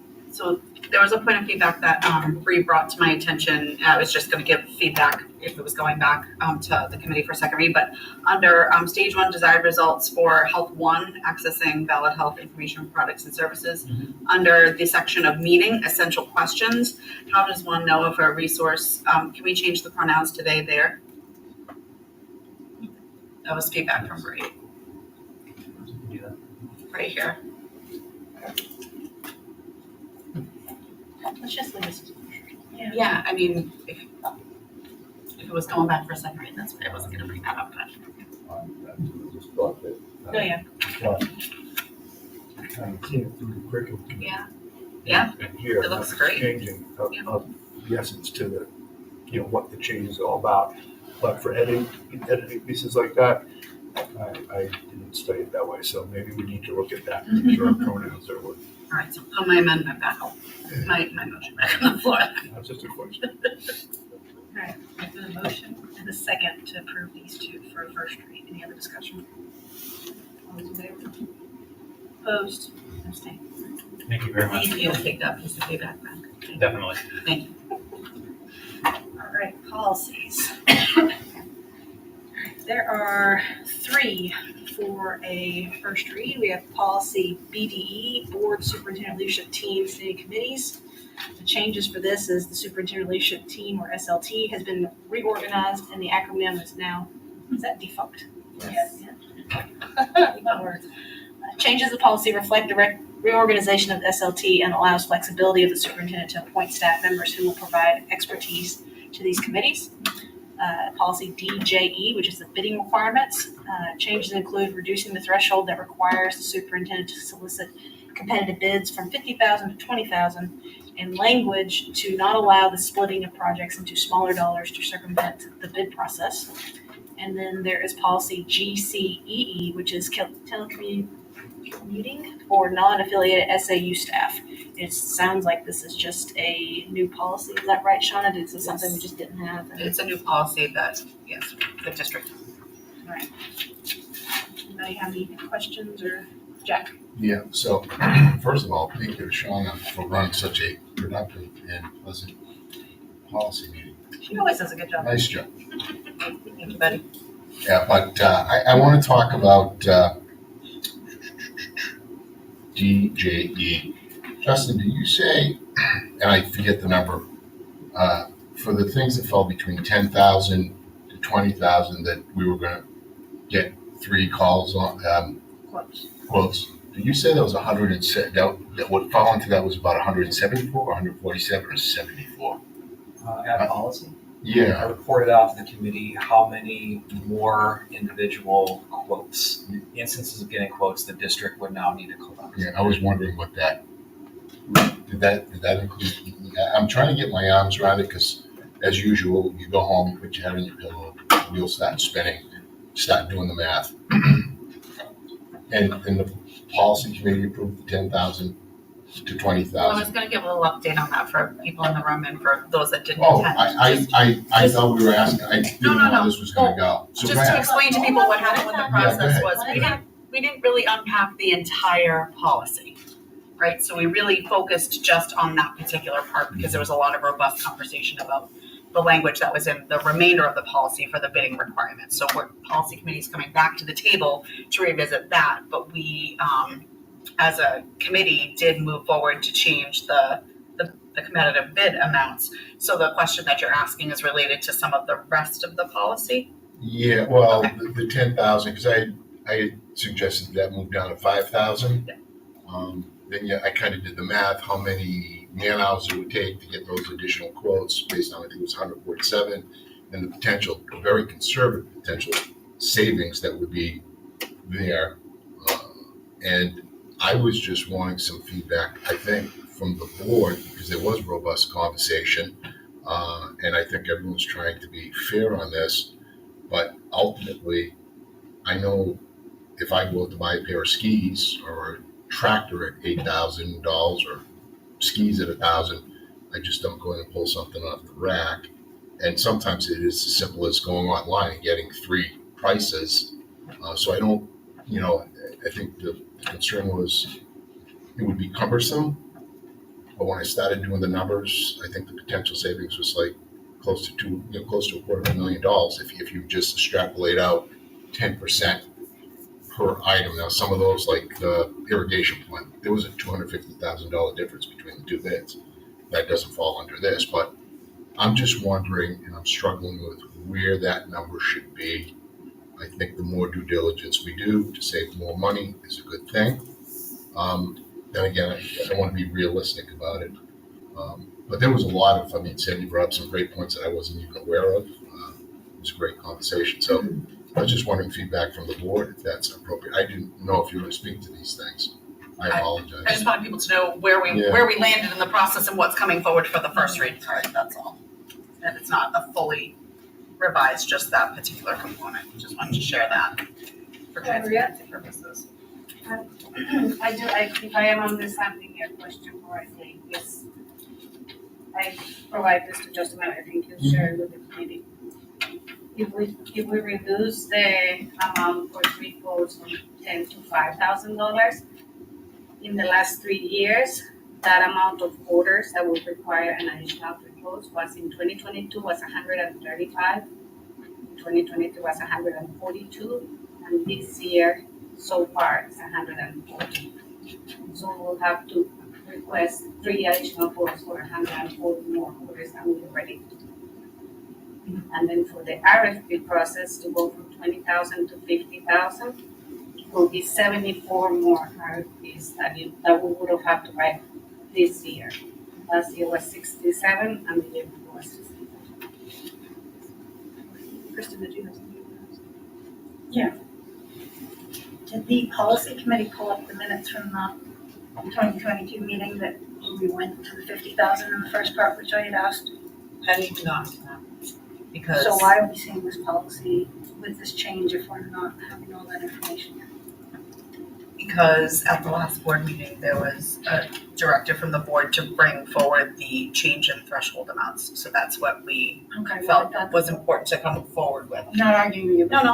The meeting before that, I specifically asked to pull up the minutes to have that information and make sure that was considered because there was a lengthy discussion that went into this just in 2022. And now here we are doing this, so. Due to circumstance, it was reduced and directed by to do 20,000. Okay, well, I'm just saying, before I asked that, so I'm against any changes till I see that and have that recollection of those minutes, number one. Number two, I just don't know, changing the 10 to 5, I don't think you can get anything done at $5,000 these days. And I think you're just adding, and every year that goes on, I think if you change this down to 5,000, I think in a year, that 147 or 140 number you're at right now is gonna be up to 200 and you're gonna have a board that's revisiting that. I don't think 10,000 is unreasonable for that amount based on the amount of work that you're saying would be added in that time. So that's just my two things, but until I can see those minutes and which, I mean, yes, I could pull them up myself, but I want the policy committee to see them and review that. That was huge when this discussion came up the last meeting I was at. Hold on, we'll let Maria answer your Jack. If I can add one more thing from the facilities management perspective is vendors, we don't have thousands of vendors that we deal with on a daily basis and for most of our projects. So when you start requesting, putting out RFPs and they keep bidding and bidding and bidding and they keep quoting and quoting and quoting, when you double or triple the amount of quotes that they have to give us, and we don't choose them to do the work, that's your goal for vendors. Because it's paperwork that they have to produce, is especially for an RFP, they have to come to the walkthrough, they have to go back, prepare their bid response, their bid. So that is something that adds to vendors. So I'm just trying to give you another piece of information from the other side, from the vendor side. We just create a reputation of you only ask for quotes and you never grant the business. Okay, Jack, since these two haven't spoken yet, I'm gonna let Dawn. I don't want him to speak. I'll let Dawn, Mark, and then Jack go. So my question would be more for you on this, and that, what's your process for deciding whether a $5,000, job is, accurate, appropriate?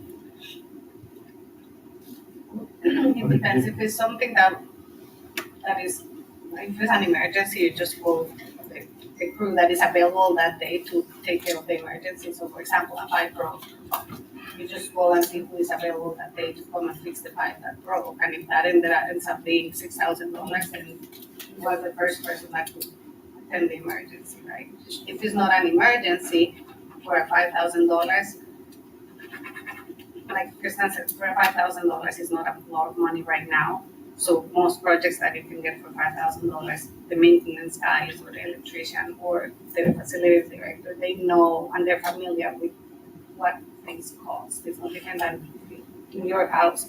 If you have to change your furnace, you know more or less that you're gonna spend between $10,000 and $20,000 to change your furnace. So for those smaller projects from $5,000 and lower, they know what is required and who will be the best provider for the service. So it's a trust factor where you have somebody you've worked with, you know the basic value of their work and whatnot, and so you're going with known quantity, and you're saying, $10,000 is necessary as opposed to $5 for double checking. Oh, yeah, absolutely. I don't want to speak for Carl, who is in charge of this project, That's what you think. but I'm pretty sure he's very diligent in when he has projects that are not meeting these requirements. I hear what you're saying, and I understand the increased burden both for yourself and the contractors. I am comfortable with lowering the 50 to the 20,000 and then 10,000. I know it is a burden for contractors, but if we're only going out for 3 bids, if that's a burden on them, and statistically they should get 1 out of 3 bids if they're competitive. If it's not worth their time to be competitive, then then that was a good exercise, in my opinion. I mean, I do acknowledge it will put an extra burden on staff, but if we can derive, even a 10% saving on these things, it will pay for itself. My perspective. So there's some confusion here. 20,000 and over goes out to bid.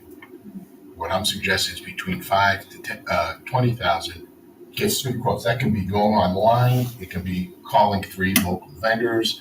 This is about buying. This isn't about projects as much. Posting. You don't have to post it. You don't have to do any of that. You just need to get 3 quotes. So you can go online, the Home Depot, Lowe's, and wherever else, a local electrical contractor, if you're going to buy 10,000. That's doing the due diligence. It was Paul that said the last time, you do that because you don't want anyone feeling comfortable, right? The other thing is relative to the additional burden, that 140 quotes, that sounds like a lot. But really, when you break it down, it's, if you say roughly 5 minutes to go online and look at Home Depot, 5 minutes to go on the phone and look at Lowe's, you're going to make that first call anyway. So it breaks down to 4.6 man hours for the entire year. With a staff of 3 people, it's less than a half an hour a month a person, to potentially save north of $200,000 if I used averages. $12,000 is halfway between $5,000 and $20,000. I just think it's a good exercise. I think it's prudent. I think it's responsible, and I think it keeps everybody honest. It's just the best practices. That's all this is, and it reassures the taxpayers that we're doing the due diligence to make sure that we're doing the best we can for them. Because there's some question out there whether we're doing that right now or not. And if somebody could say, hey, Jack, we want to hire you to do 4 hours worth of work for the year, and we're going to pay $176,000 to do it, I'll take that job all day long. I think everyone, you probably want that job, Justin, right? 4 hours for, so that's the way I look at it. Going back to law school. So again, for me, this is about good policy. It's not about all the peripheral stuff. And one thing I learned in the business world, being in sales and competing heavily, being in manufacturing, is that somebody's always going to want your work. Someone's always going to want to step up to the plate and do the work. And the environment that we are in now, I think there are going to be more people looking for work as opposed to less. And some of these numbers we're looking at, we're doing an awful lot of work right now. I don't see these numbers increasing over the next 5 or 6 years. And the only thing I'd say to Kristen's point, respectfully, is that no board should be bound by what a prior board's decisions were, because circumstances change. The economy changes, to your point, Maria. There are changes which justify changes in policy. That's it. It sounds like this is some good, robust conversation to take back to policy, and I think that's the group that needs to, if that's the direction they end up going, then that's the direction they end up going, and it comes back before us, and we'll have that discussion. I just want feedback from the board. Thank you. Kristen, and then Justin wants to say something. Just quickly, I didn't say anyone should be bound. I just said I think that was a good discussion. It should be considered by the policy committee is what I said. But my other thing is, what happens if you can't get 3 quotes? What happens if you can't get 3 bids? Then what happens? Because plenty of times you have people that won't bid on something. They see a project and they don't want to touch it. They're not going to come in, or maybe you can't get the quote because it's specialized. So there was discussion at the policy committee level about a need for some language when that happens, so that the works don't get gummed up with stuff. So that's kind of like, that's not, that should be, That's not there should be some language in here with regard to that. That's That's not in here. It's not, but that is Wait, certainly wait. something. And Kristen has the floor, and then Justin's gonna answer. No, so I'm just, again, it's just kind of my concern that we're seeing this policy and we're talking about all these things, but they're not in here. And I think that, again, just should be in there. I think the intent of the policy committee was to bring back two really clear changes. One is the threshold for bidding, and the other is not dividing projects into smaller chunks to avoid the bidding process. That's stuff that I think has been solidified in policy. It's just in front of you now to let you know the direction they're headed. There's more work for that group to do. I think we've identified some of that stuff tonight, and I know the policy committee will be bringing back those incremental changes. Just so we're clear, we're all talking about the right numbers. I want everyone to understand when Maria is reporting out those numbers of 140 more instances of quotes or 70 more instances of RFPs, those are not total numbers. Those are in addition to the operations that are currently happening in the district. So 74 more RFPs to write, in addition to the ones we currently are writing at that level. So just to make sure what those numbers mean, it's not total, it's in addition to. Had some good discussion on these policies. Could I possibly get a motion to accept these three for first read?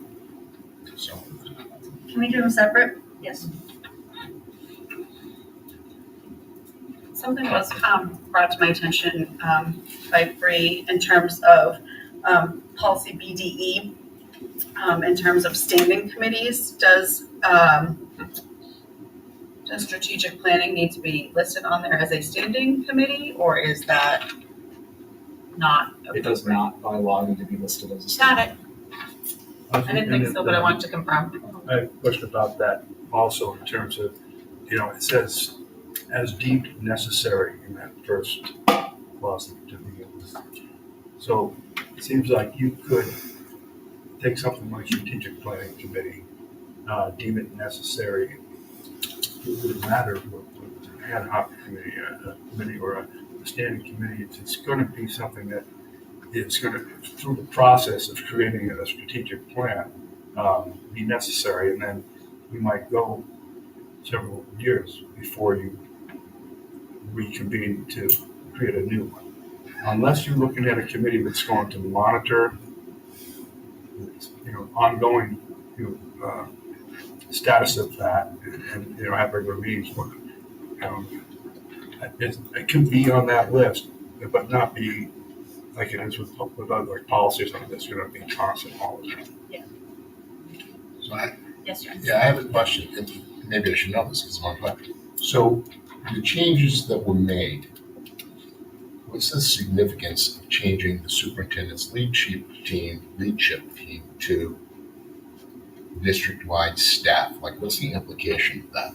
Like, what's the purpose? So the purpose is the term SLT is nomenclature in this district. It's specific to Timberlane. It was brought here by previous superintendents, and it identifies a group of people. It's a limited group of people. We don't operate in that structure anymore, and I would like the ability to be able to put the best people on that group. We have a wide number of administrators, 40 plus in this district, that didn't all belong to that smaller group of SLT. That I want, if they're the best people for it and have a level of expertise, I want to get them on those committees and start helping those committees move forward. So it's adjusting the language to be current, but it's also about expanding the pool of people that we can have work at this level to push to this work. I'm not asking you this question. It's okay. Was he consistent in his answer? Huh? I was just checking. Yes, John. I'd like to make a motion, please, and thank you. I'd like to make a motion to accept policy BDE for first read. A motion by Shauna. Can I get a second? I'll second it. Seconded by Savage. Any other discussion? All those in favor? Opposed? Abstained? All right, motion passes. I'd like to make a motion to accept policy GCEE, telecommuting for non-affiliated SAU staff for first read. I'll second it. Motion by Shauna, second by Kristen. Any other discussion? All those in favor? Opposed? Abstained? So DJE is the next one. it is. So I want to think about how to word my motion. Just make a motion to approve DJE for first read. That's it? Yeah. All right, so moved. Motion made by Shauna. Is there a second? I'll second it. Seconded by Jack. Any other discussion? All those in favor? Opposed? And abstained. 410. 510. Yeah, 510. Okay, cool. Next, FY25 tuition rates. Oh, yeah. Every year we bring to the school board the tuition rates for the following year. This year the preschool tuition rates are not changing. I just list them there for your reference. There's no changes on those rates. And then the second portion is the out-of-district tuition rates, which usually get increased by the increase in the budget, in the voted budget for the current year. So what it is last year's rates increased by the total increase in the budget. So for kindergarten will be $11,100. For elementary school will be $21,700. Middle school will be $20,400. High school will be $20,900. And special education will be an average of $42,300. That has a notation that does not include, was associated with any specialized services. So it, as you all know, special education, it depends on the student and the needs of the student. So it's just an average. Kristen, I have a question, not so much on the actual tuition rates, but on the, when we're doing the elementary enrollment and whatnot, and I saw the requests that we have, pending requests of children who are first grade age but are requesting to go back to kindergarten, or enroll in kindergarten, I should say. We started to run into issues with collections on situations like that. Like kids, if we allowed that to happen, then parents chose not to pay. Did those get rectified, or do we still have outstanding situations with that? Because that would go into my beliefs for. We still have outstanding situations with tuition.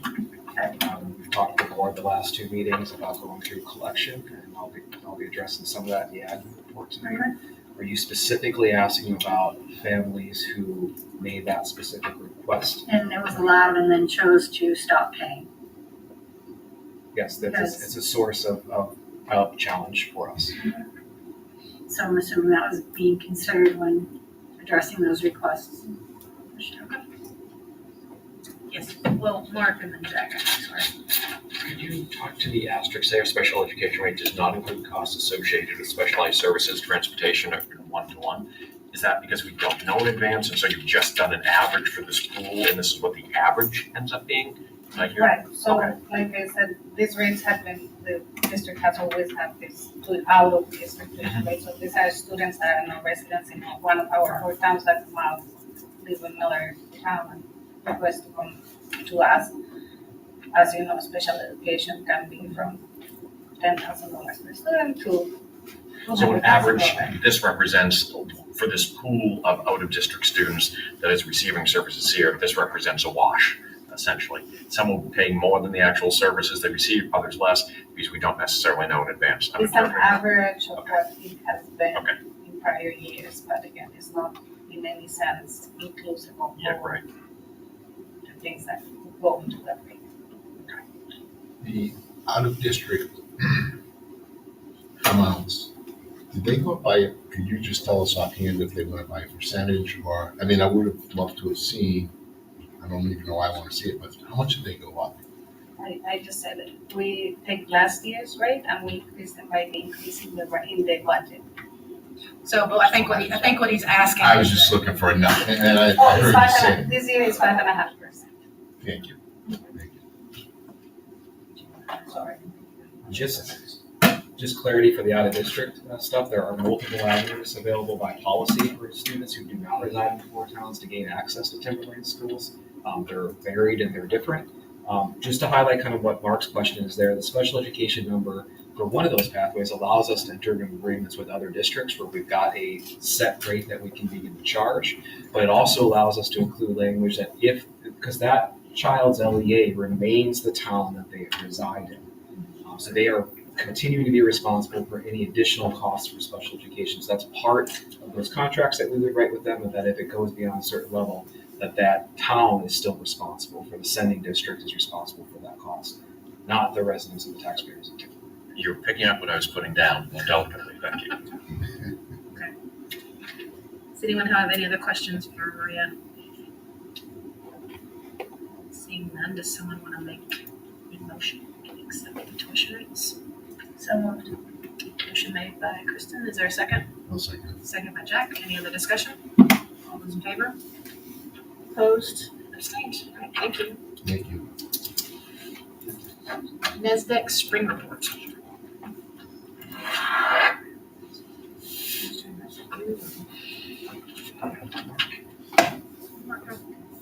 Where's the data guy?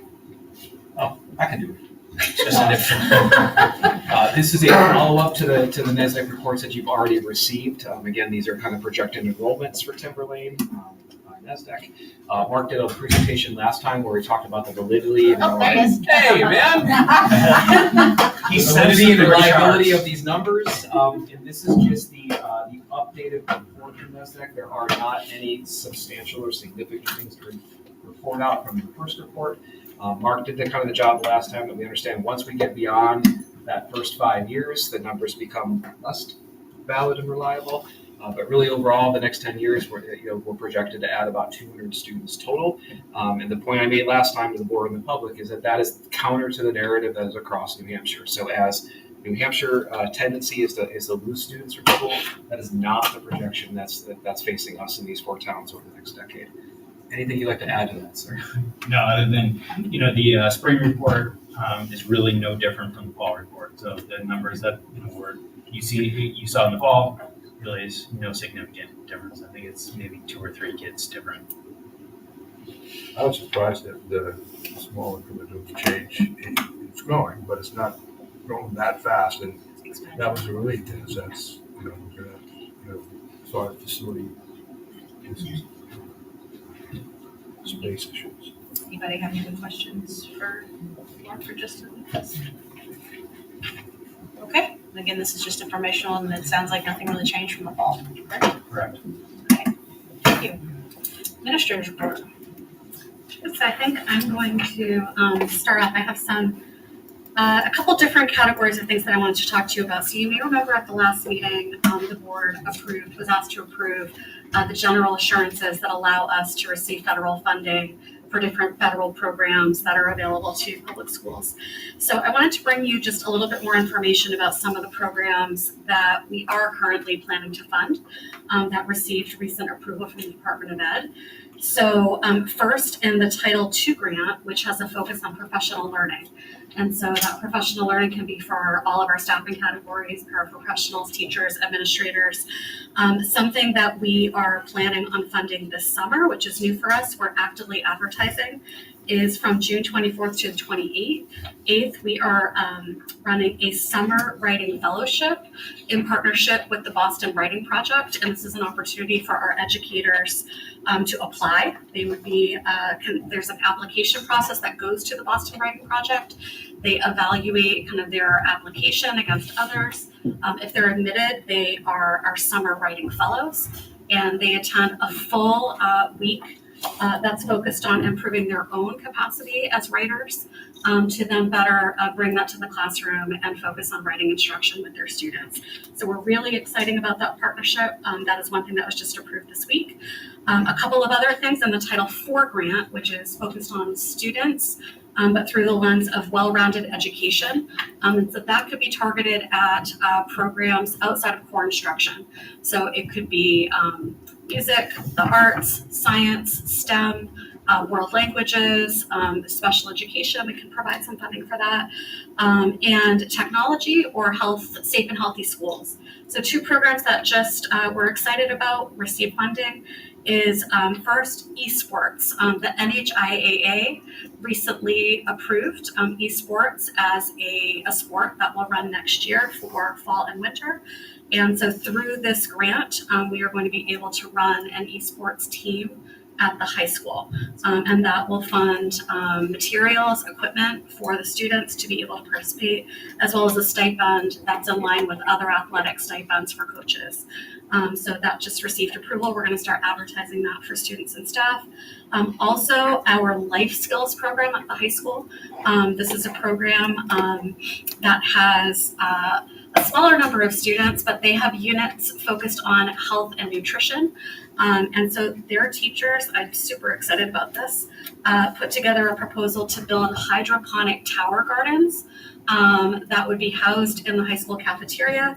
Those students, in conjunction with their curriculum, are going to be planting or learning about planting fruits and vegetables, learning about the science behind hydroponics, growing healthy fruits and vegetables. They'll be harvesting them and hopefully preparing foods through our nutrition and culinary program. So it's really a holistic program that's going to connect them with a lot of different areas of the high school. We're super excited about that.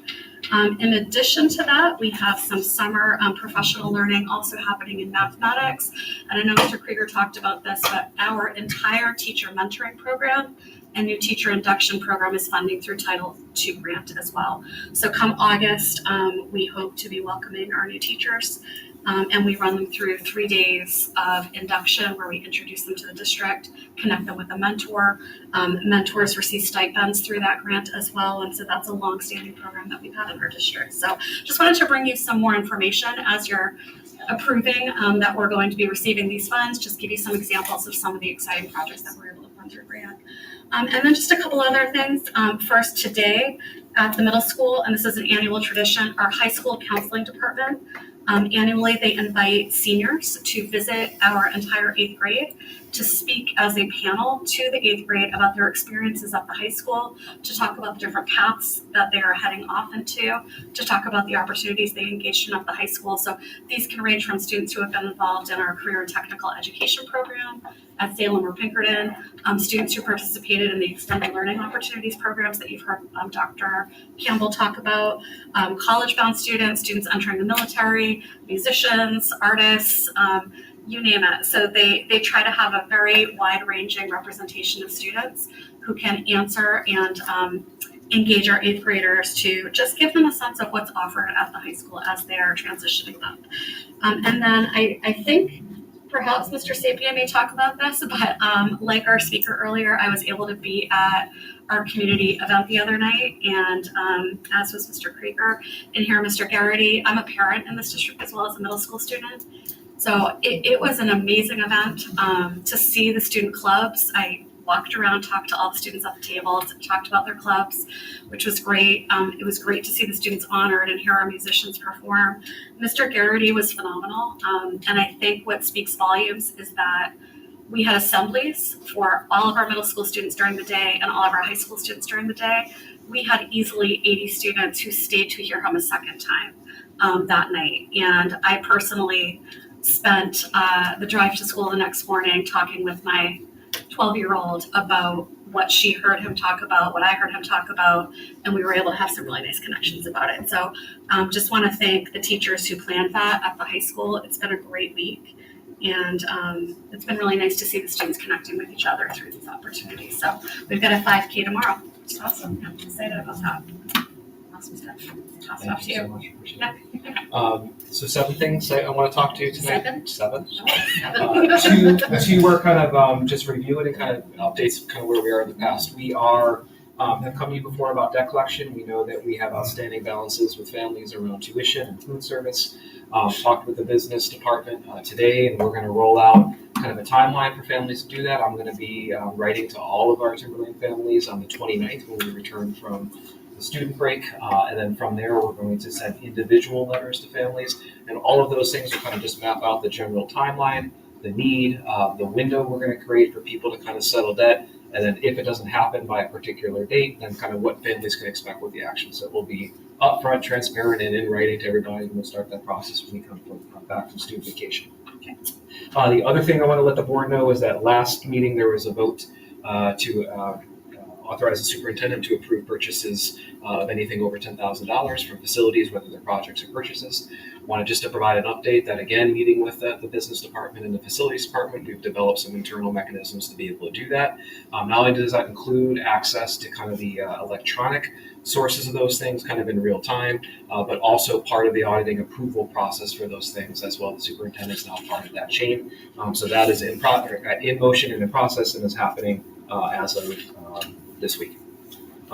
Looking ahead a bit, a couple future things is BudCom held their organizational meeting, so they have elected their leadership in terms of their chair and vice chair.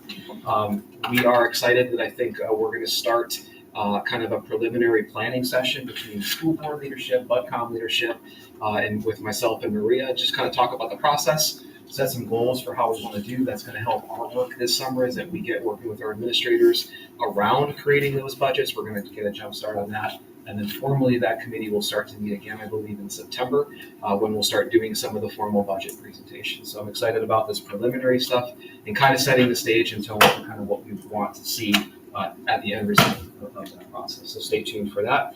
Also, to give an update, there's a new RFP that we have put out. It's around HVAC controls and service and preventive maintenance. There's going to be a mandatory kind of pre-group meeting for anyone who's interested in that. But that RFP will close on the 26th of May.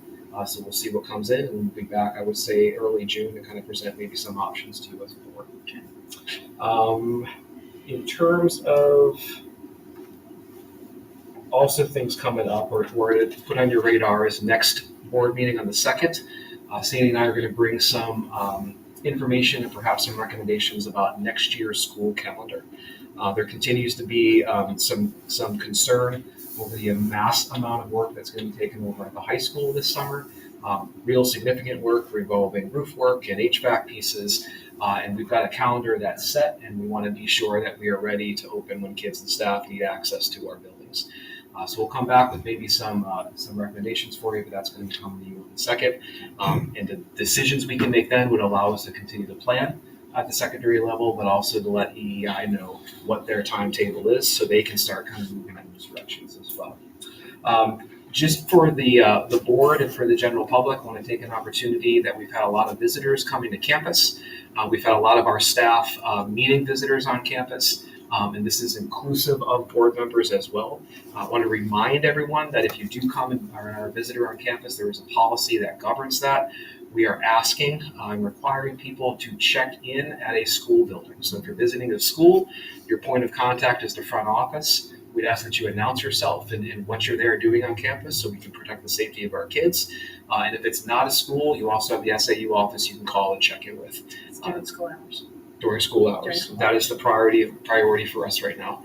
So you're welcome on campus. You are encouraged to be here, but we need to know who you are and what the business is, because we've got specifically on this campus, thousands of kids to be responsible for. So we'll continue to do that. We appreciate all the conversations we've had with people over campus. It's great to see people and talk, but let us know that you're going to be here. Board members as well. And lastly, let me close here, is another position talking about reorganization of the school district and allocating where we see needs. What I'd currently like to do is to take the current title of the Executive Director of Curriculum Assessment and Professional Learning, and I would like to redefine that position as the Executive Director of Operations and Special Projects. I'm going to read to you what I see as the large scope of that position, and then I'm going to highlight 2 of the 10 priorities for that position that I think are really important. General scope for the position. The Executive Director of Operations and Special Projects serves as the third-in-line district leader alongside the superintendent and assistant superintendent, and is responsible for the coordination and implementation of effective organizational systems pre-K to 12 to meet student needs and drive student learning, the development and sustainment of a healthy district climate and culture, the planning, coordination, and communication of facility maintenance schedules and capital improvements, the mining and sharing of district non-academic data across all domains to inform strategic decision-making, the realization of multifaceted district special projects at the direction of the superintendent, the implementation of policies, procedures, and regulations of the district, and the building of leadership capacity among the district admin team to promote a safe and connected learning environment for all students and staff that results in high levels of growth and learning. That's the general scope. There are 10 kind of priorities I'm going to read to you, but I think are the two most significant ones. One is he or she will support the execution of facility maintenance schedules and will lead short and long-term capital improvement plans in coordination with the CFO and BA and the Director of Plan and Operations so that facilities, student learning, and physical considerations are intricately connected. Second, lost my place. It's okay. Take a minute. This person in this position will also prioritize decision-making that is centered on student growth and learning, with a particular emphasis on supporting the special education director in building and revising special education programming and systems of specialized instruction. So what we're looking to do is to move facilities within the scope of this position, but also to have the position focused on district systems and building systems that staff can execute and use to best serve their students and their families that they're working with. So again, it's a no dollar cost. It is simply redefining the purpose of an existing position in our district to meet some needs that we've identified. And what was the name of it again, Dirk? The Executive Director of Operations and Special Projects.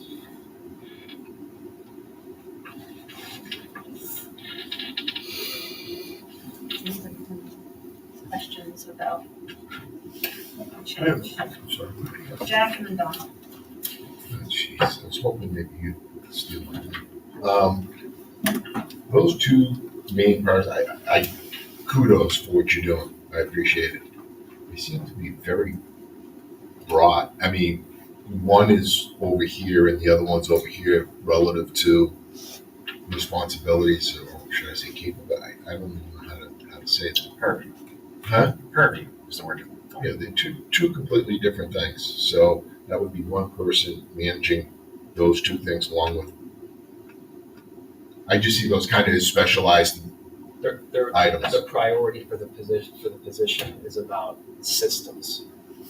Okay, I get you. What is available to staff here that they can access so we can clear obstacles for them, so they can work with the kids and the families. Like, overall, Jack, like that's the focus of it. Is special education different than facilities? Yes. And so is student services, and this person will be supporting that director. Same with Sandy and I. Like the scopes of our jobs are this. And to be able to have someone that people can go to get that type of support and clarity and leadership, I think is important. I agree. Thank you. I guess my question might not be appropriate for these around these positions, but the kids that go to the vocational program, where are they fitting into the supervisor union's oversight? I mean, when you talk about all the meetings that go on as a board, they're held usually in Pinkerton or Salem for the whole group to come together.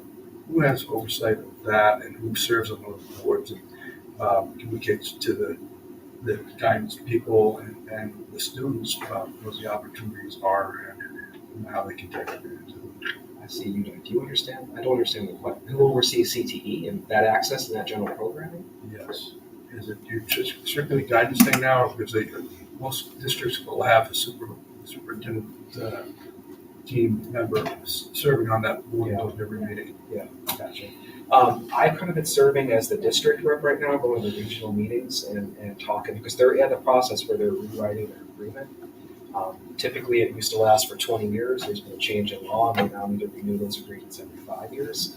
So that's when you get into the allocation of seats and like what opportunities we can provide for that stuff. So I think the one major change to kind of report out, which is really awesome now, is that the superintendents are talking, I just gave this to Maria tonight, that there's an ability now for us to be able to share seats. So if there are X amount of automotive seats somewhere, and one of the sending districts is not going to use all of their seats, there's now an opportunity for Timberlane to raise our hand and say, well, we've got X amount more kids that want there, and we're going to be able to transition that way.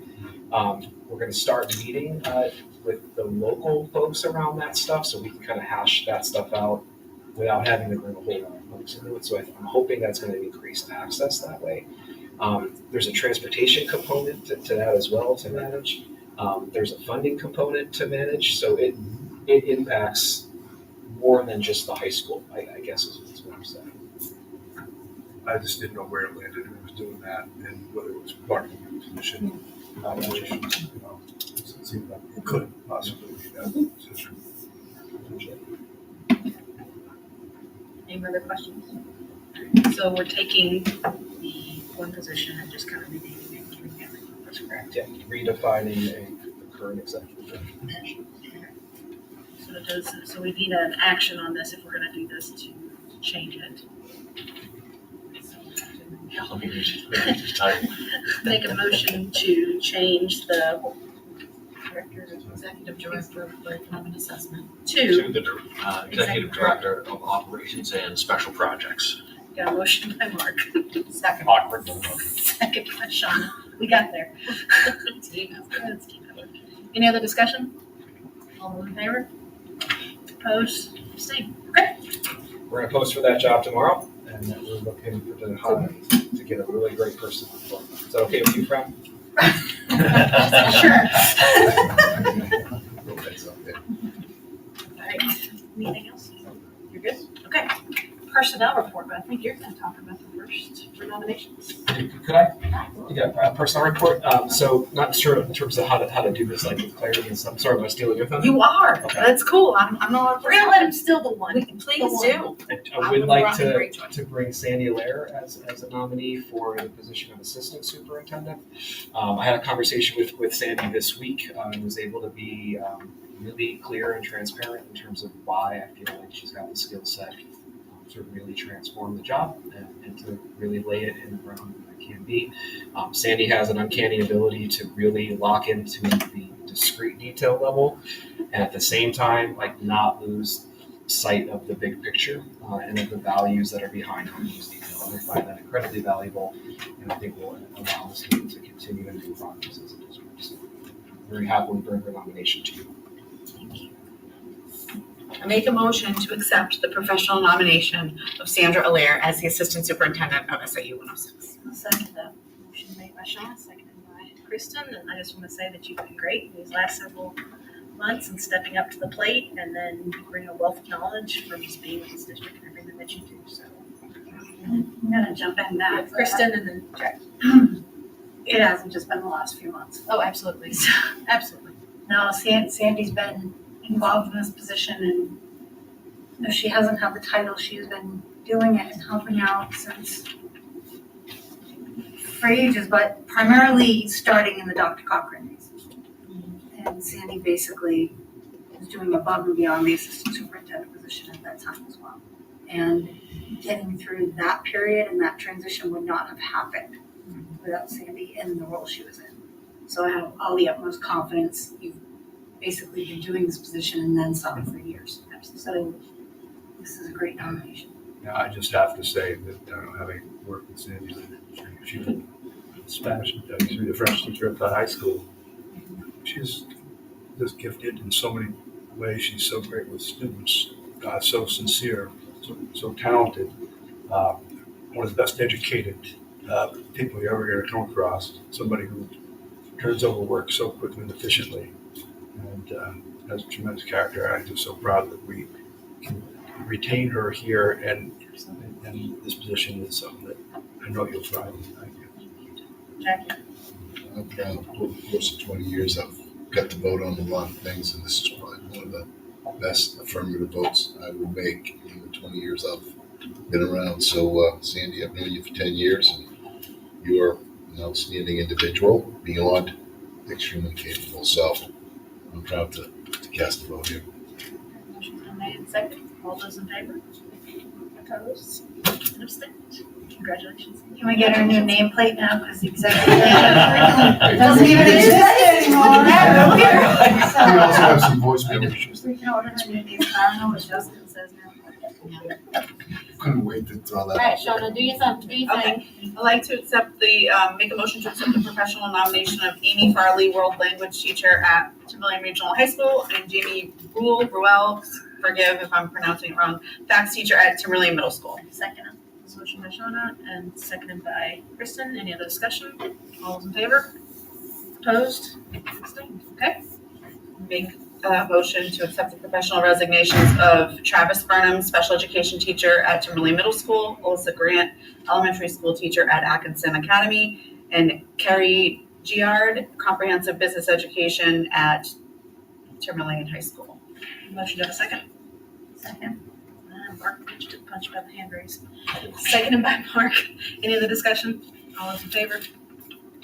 Opposed? Okay. And then is there a renomination? Yes, there is. Okay, do I need a motion for that, Fran? Yeah. Make a motion to accept the renomination of Jennifer Nahar as a student adjustment counselor at the middle school. Second. Motion by Shauna, seconded by Kristen. Any other discussion? All those in favor? Opposed? Abstained. Okay. Fran, did you have anything else that you want to report out on the personnel report or anything? No? Okay. Does anybody else have any questions for Fran or anything about the personnel report? Or the vacancy report? Okay. We'll start with committees. Jack, go ahead. I'm gonna let Shauna steal the thunder on the policy. And, yeah, that was it. Okay. Don? Most of what we went over tonight is what we're in the policy we'll be doing again next time. So, nothing really to add there, but I'm all set, thanks. Safety committee met the other day, and some good things that came out of that is that we have put some new AEDs out on the fields. They're going to have their new boxes, and Kristen, correct me if I'm wrong, but are now also going to have lights, so at night they're going to kind of shine. That way people know where they are.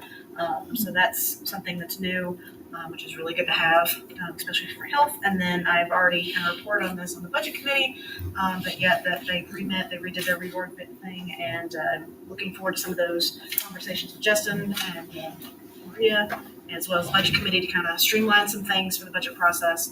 And then again, like what Kristen alluded to earlier about the facilities tours and everything, and we had originally talked about, because we did have poor turnout, attaching them to something else with a lot of turnout, but due to the increased interest, we might have to attack it maybe just a little bit differently. So that's all I have. Mark. I'm all set. Shauna? So policy, although just to reiterate, if anybody has any feedback on anything from tonight's meeting, please email me so I can bring it forward to the committee, although I did take a whole page of notes.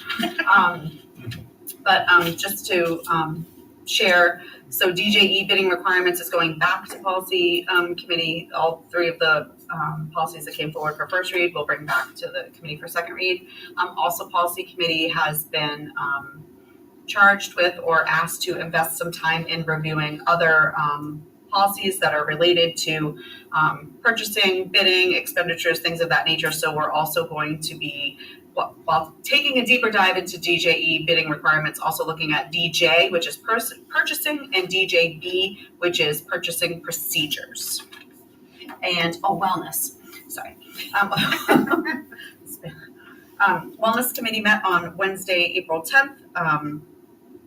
I really wish I had brought my little sticky note about all of the amazing activities that are going on. I know during public comment, Mr. Downing brought forward about the Mental Health Awareness Week, but every single school in this district has so many wellness activities going on, not just for students, but also for faculty and team building and staff. It's really incredible to hear the creative things that they do, even in the SAU as well. So one was like spinach recipe day or something like that, where everybody made a recipe with spinach and brought it in because that was the vegetable of the week, or something of the month, or something like that. I mean, the creativity, everybody brings in a fruit and then they make smoothies throughout the day until the supplies are gone. And I guess everybody is so excited about sharing supplies that they've been able to make smoothies for like 2 weeks, which is really, but that's really cool. And a lot of really cool things going on with kiddos too, as well as getting them involved,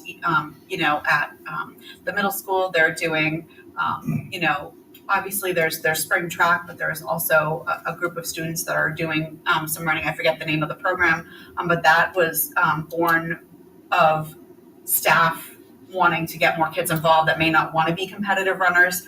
And so that's really important connectivity and connection for students feeling like they belong is really important. And so I thought that was really great. And just so many things happening. One thing I do want to share out is that I know Kristen has come forward sharing a lot about the Unified PE program at the high school. There is now a piloting program of Unified PE at the middle school program.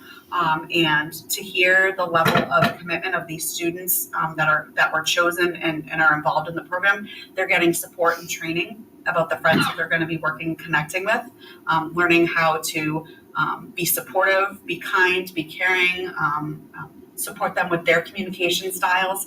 And this is all wellness related. It's absolutely fabulous to hear all these things that are going on in the district. And so I just want to thank everybody that puts in the time and the effort, because some of these things are extra and go above and beyond. And it really is important for the climate and the culture of our district as a whole. So it was a great meeting, and we will reconvene in September. Kristen? Yeah, sorry. I'm super excited about the things. I don't have a committee report because Kate already talked about safety. Of course, to the school board, I would just like to, it was the event. We had Run with Savages this past weekend. And it's a Timberlane event, but it happens at Pollard School. We had 395 people cross the finish line. Nice. We don't have the final tallies yet, but again, it was just another great event. I appreciate everyone. I appreciate the community. I appreciate the school support. Appreciate the town, all the students. The middle school students, I want to give a shout out to them. They were trying to have a fun fest, and they created these bracelets, which they were selling at the middle school for the run, which was great. And they donated all the funds to that. So it was a nice little fun thing that they did. But the middle school really ramped up and got into it this year. And that, of course, is Alexis Fangren, who was one of the founders, used to be at Pollard. Now she's at the middle school. So there's a whole new rejuvenated feel for the run, which is great. And again, we've increased we were doing great with numbers. COVID hit. We couldn't do it for 2 years. Now the numbers are starting to climb up again. So we are planning to do it again, and we hope we continue to have the support of the schools to continue to do that. Yeah, Kristen, your crew that worked with you, put that on, did a great job. It was really quite the thing to take in. So many kids, so many high school programs represented. It was really a great community day. I felt like, you must Thought I saw you there. Run around. I'm like, I saw Donnie.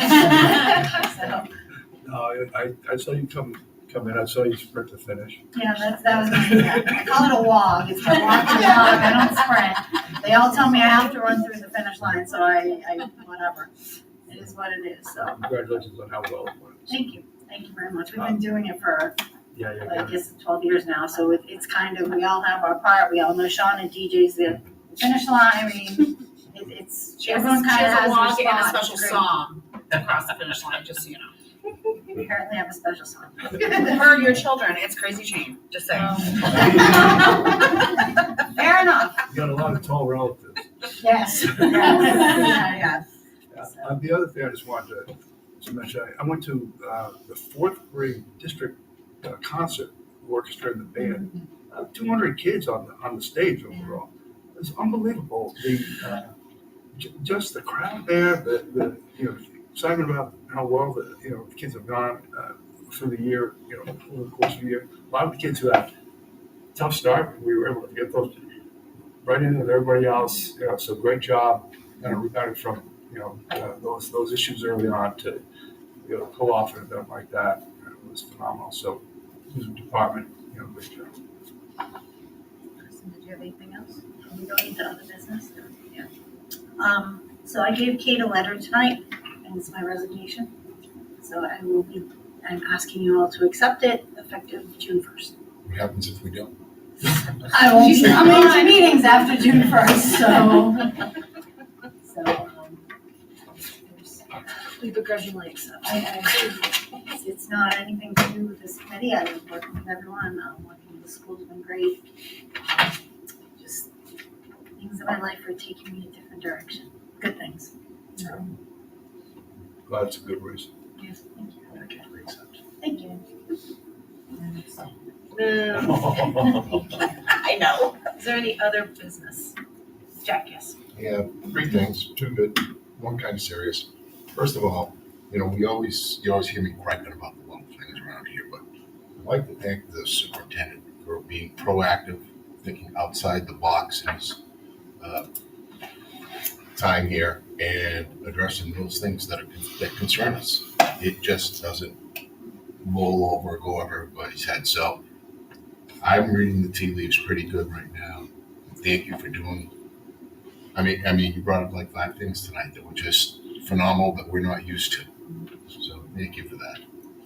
The second thing is, and because it's Mental Awareness Week, I really wish this board, as a board, can show the it will take political courage because it's not an easy topic but cell phones and our children and social media, up until now, the data really hasn't come in.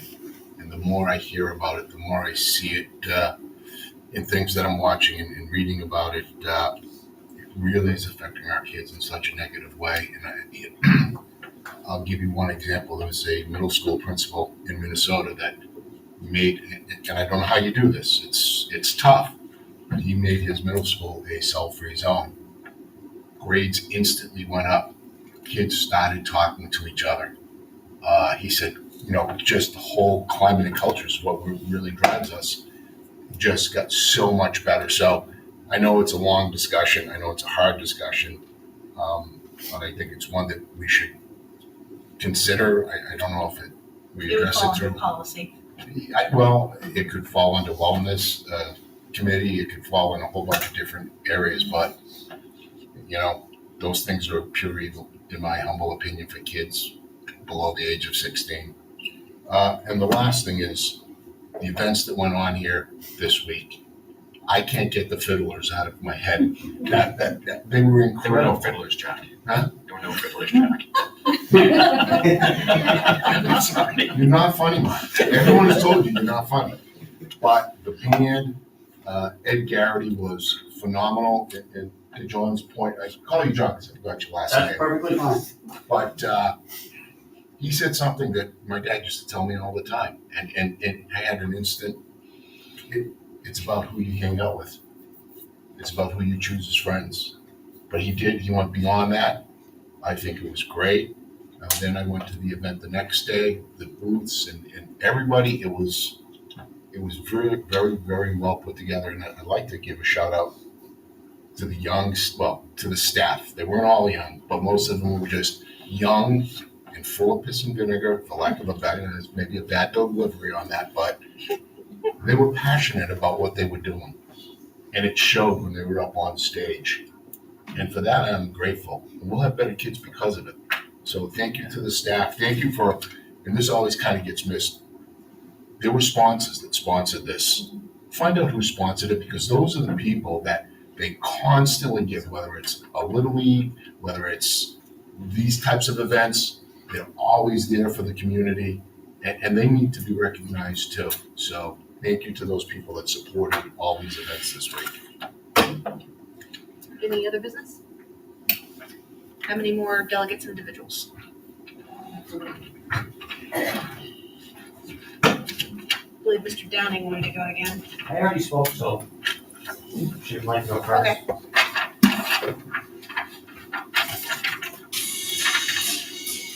I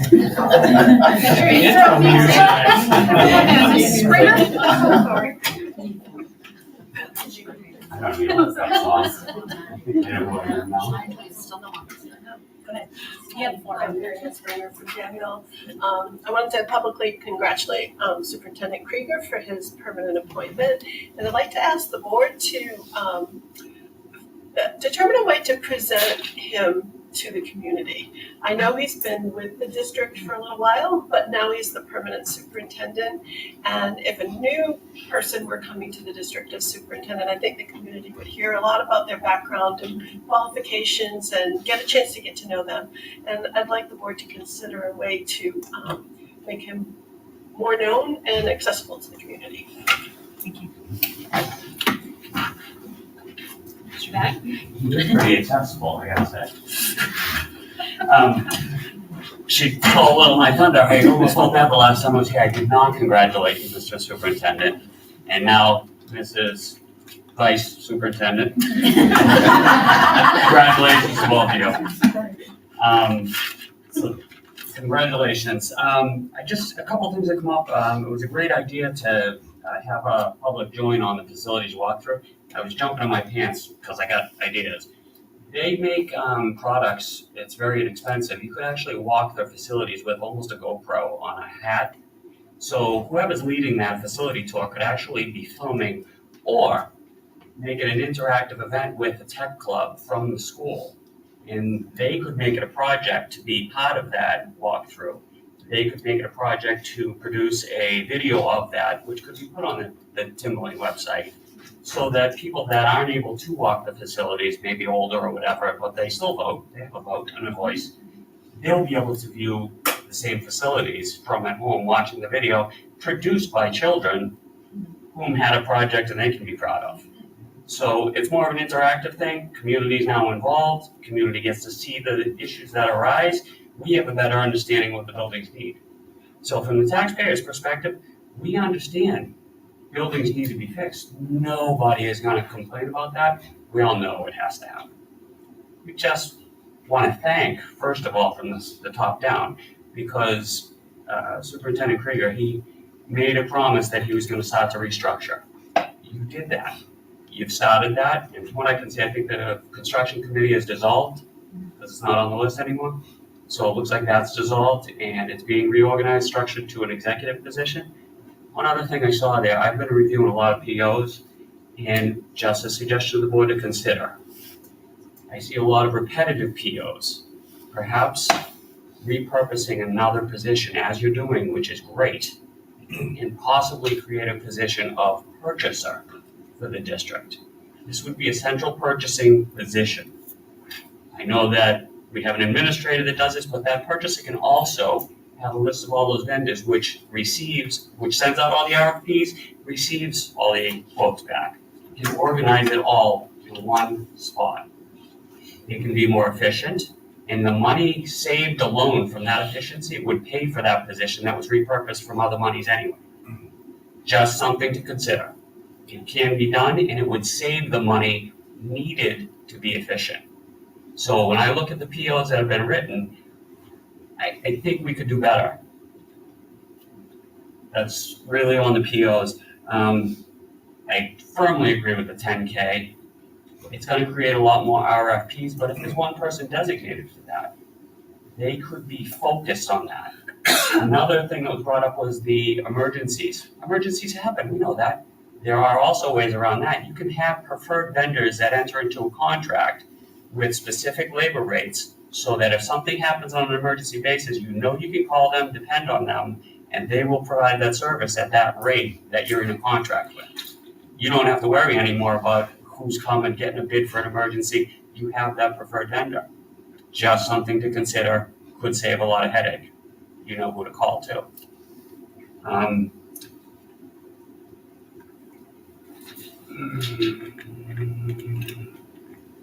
think I got everything out. Again, this is positive stuff, and I'm looking to give consideration to some things that could help. You know, and again, I'll make the statement, there's public people that would love to come and offer their services to help. If there's a walkthrough, I'll be there. I'll help. That's all we want to do. But thank you. Thank you for your time. Thank you. Linda, anybody else? No, nothing. Great. We are going to be entering into a non-public. Shauna, under C. Not for my game. Yeah, Excuse me. sorry. Make motion to go into public under 91A, colon 3, section, paragraph C, paragraph C, sorry. Motion made by Shauna, Sorry, guys. second by Kristen. Roll call vote, please. Chad Sapia? Yes. Ed Woodruff? Yes. Katie Vincent? Yes. Zach Taylor? Yes. Heather Nichols? Yes. Kristen Stewart? Yep. We will not be back, so everybody have a good evening.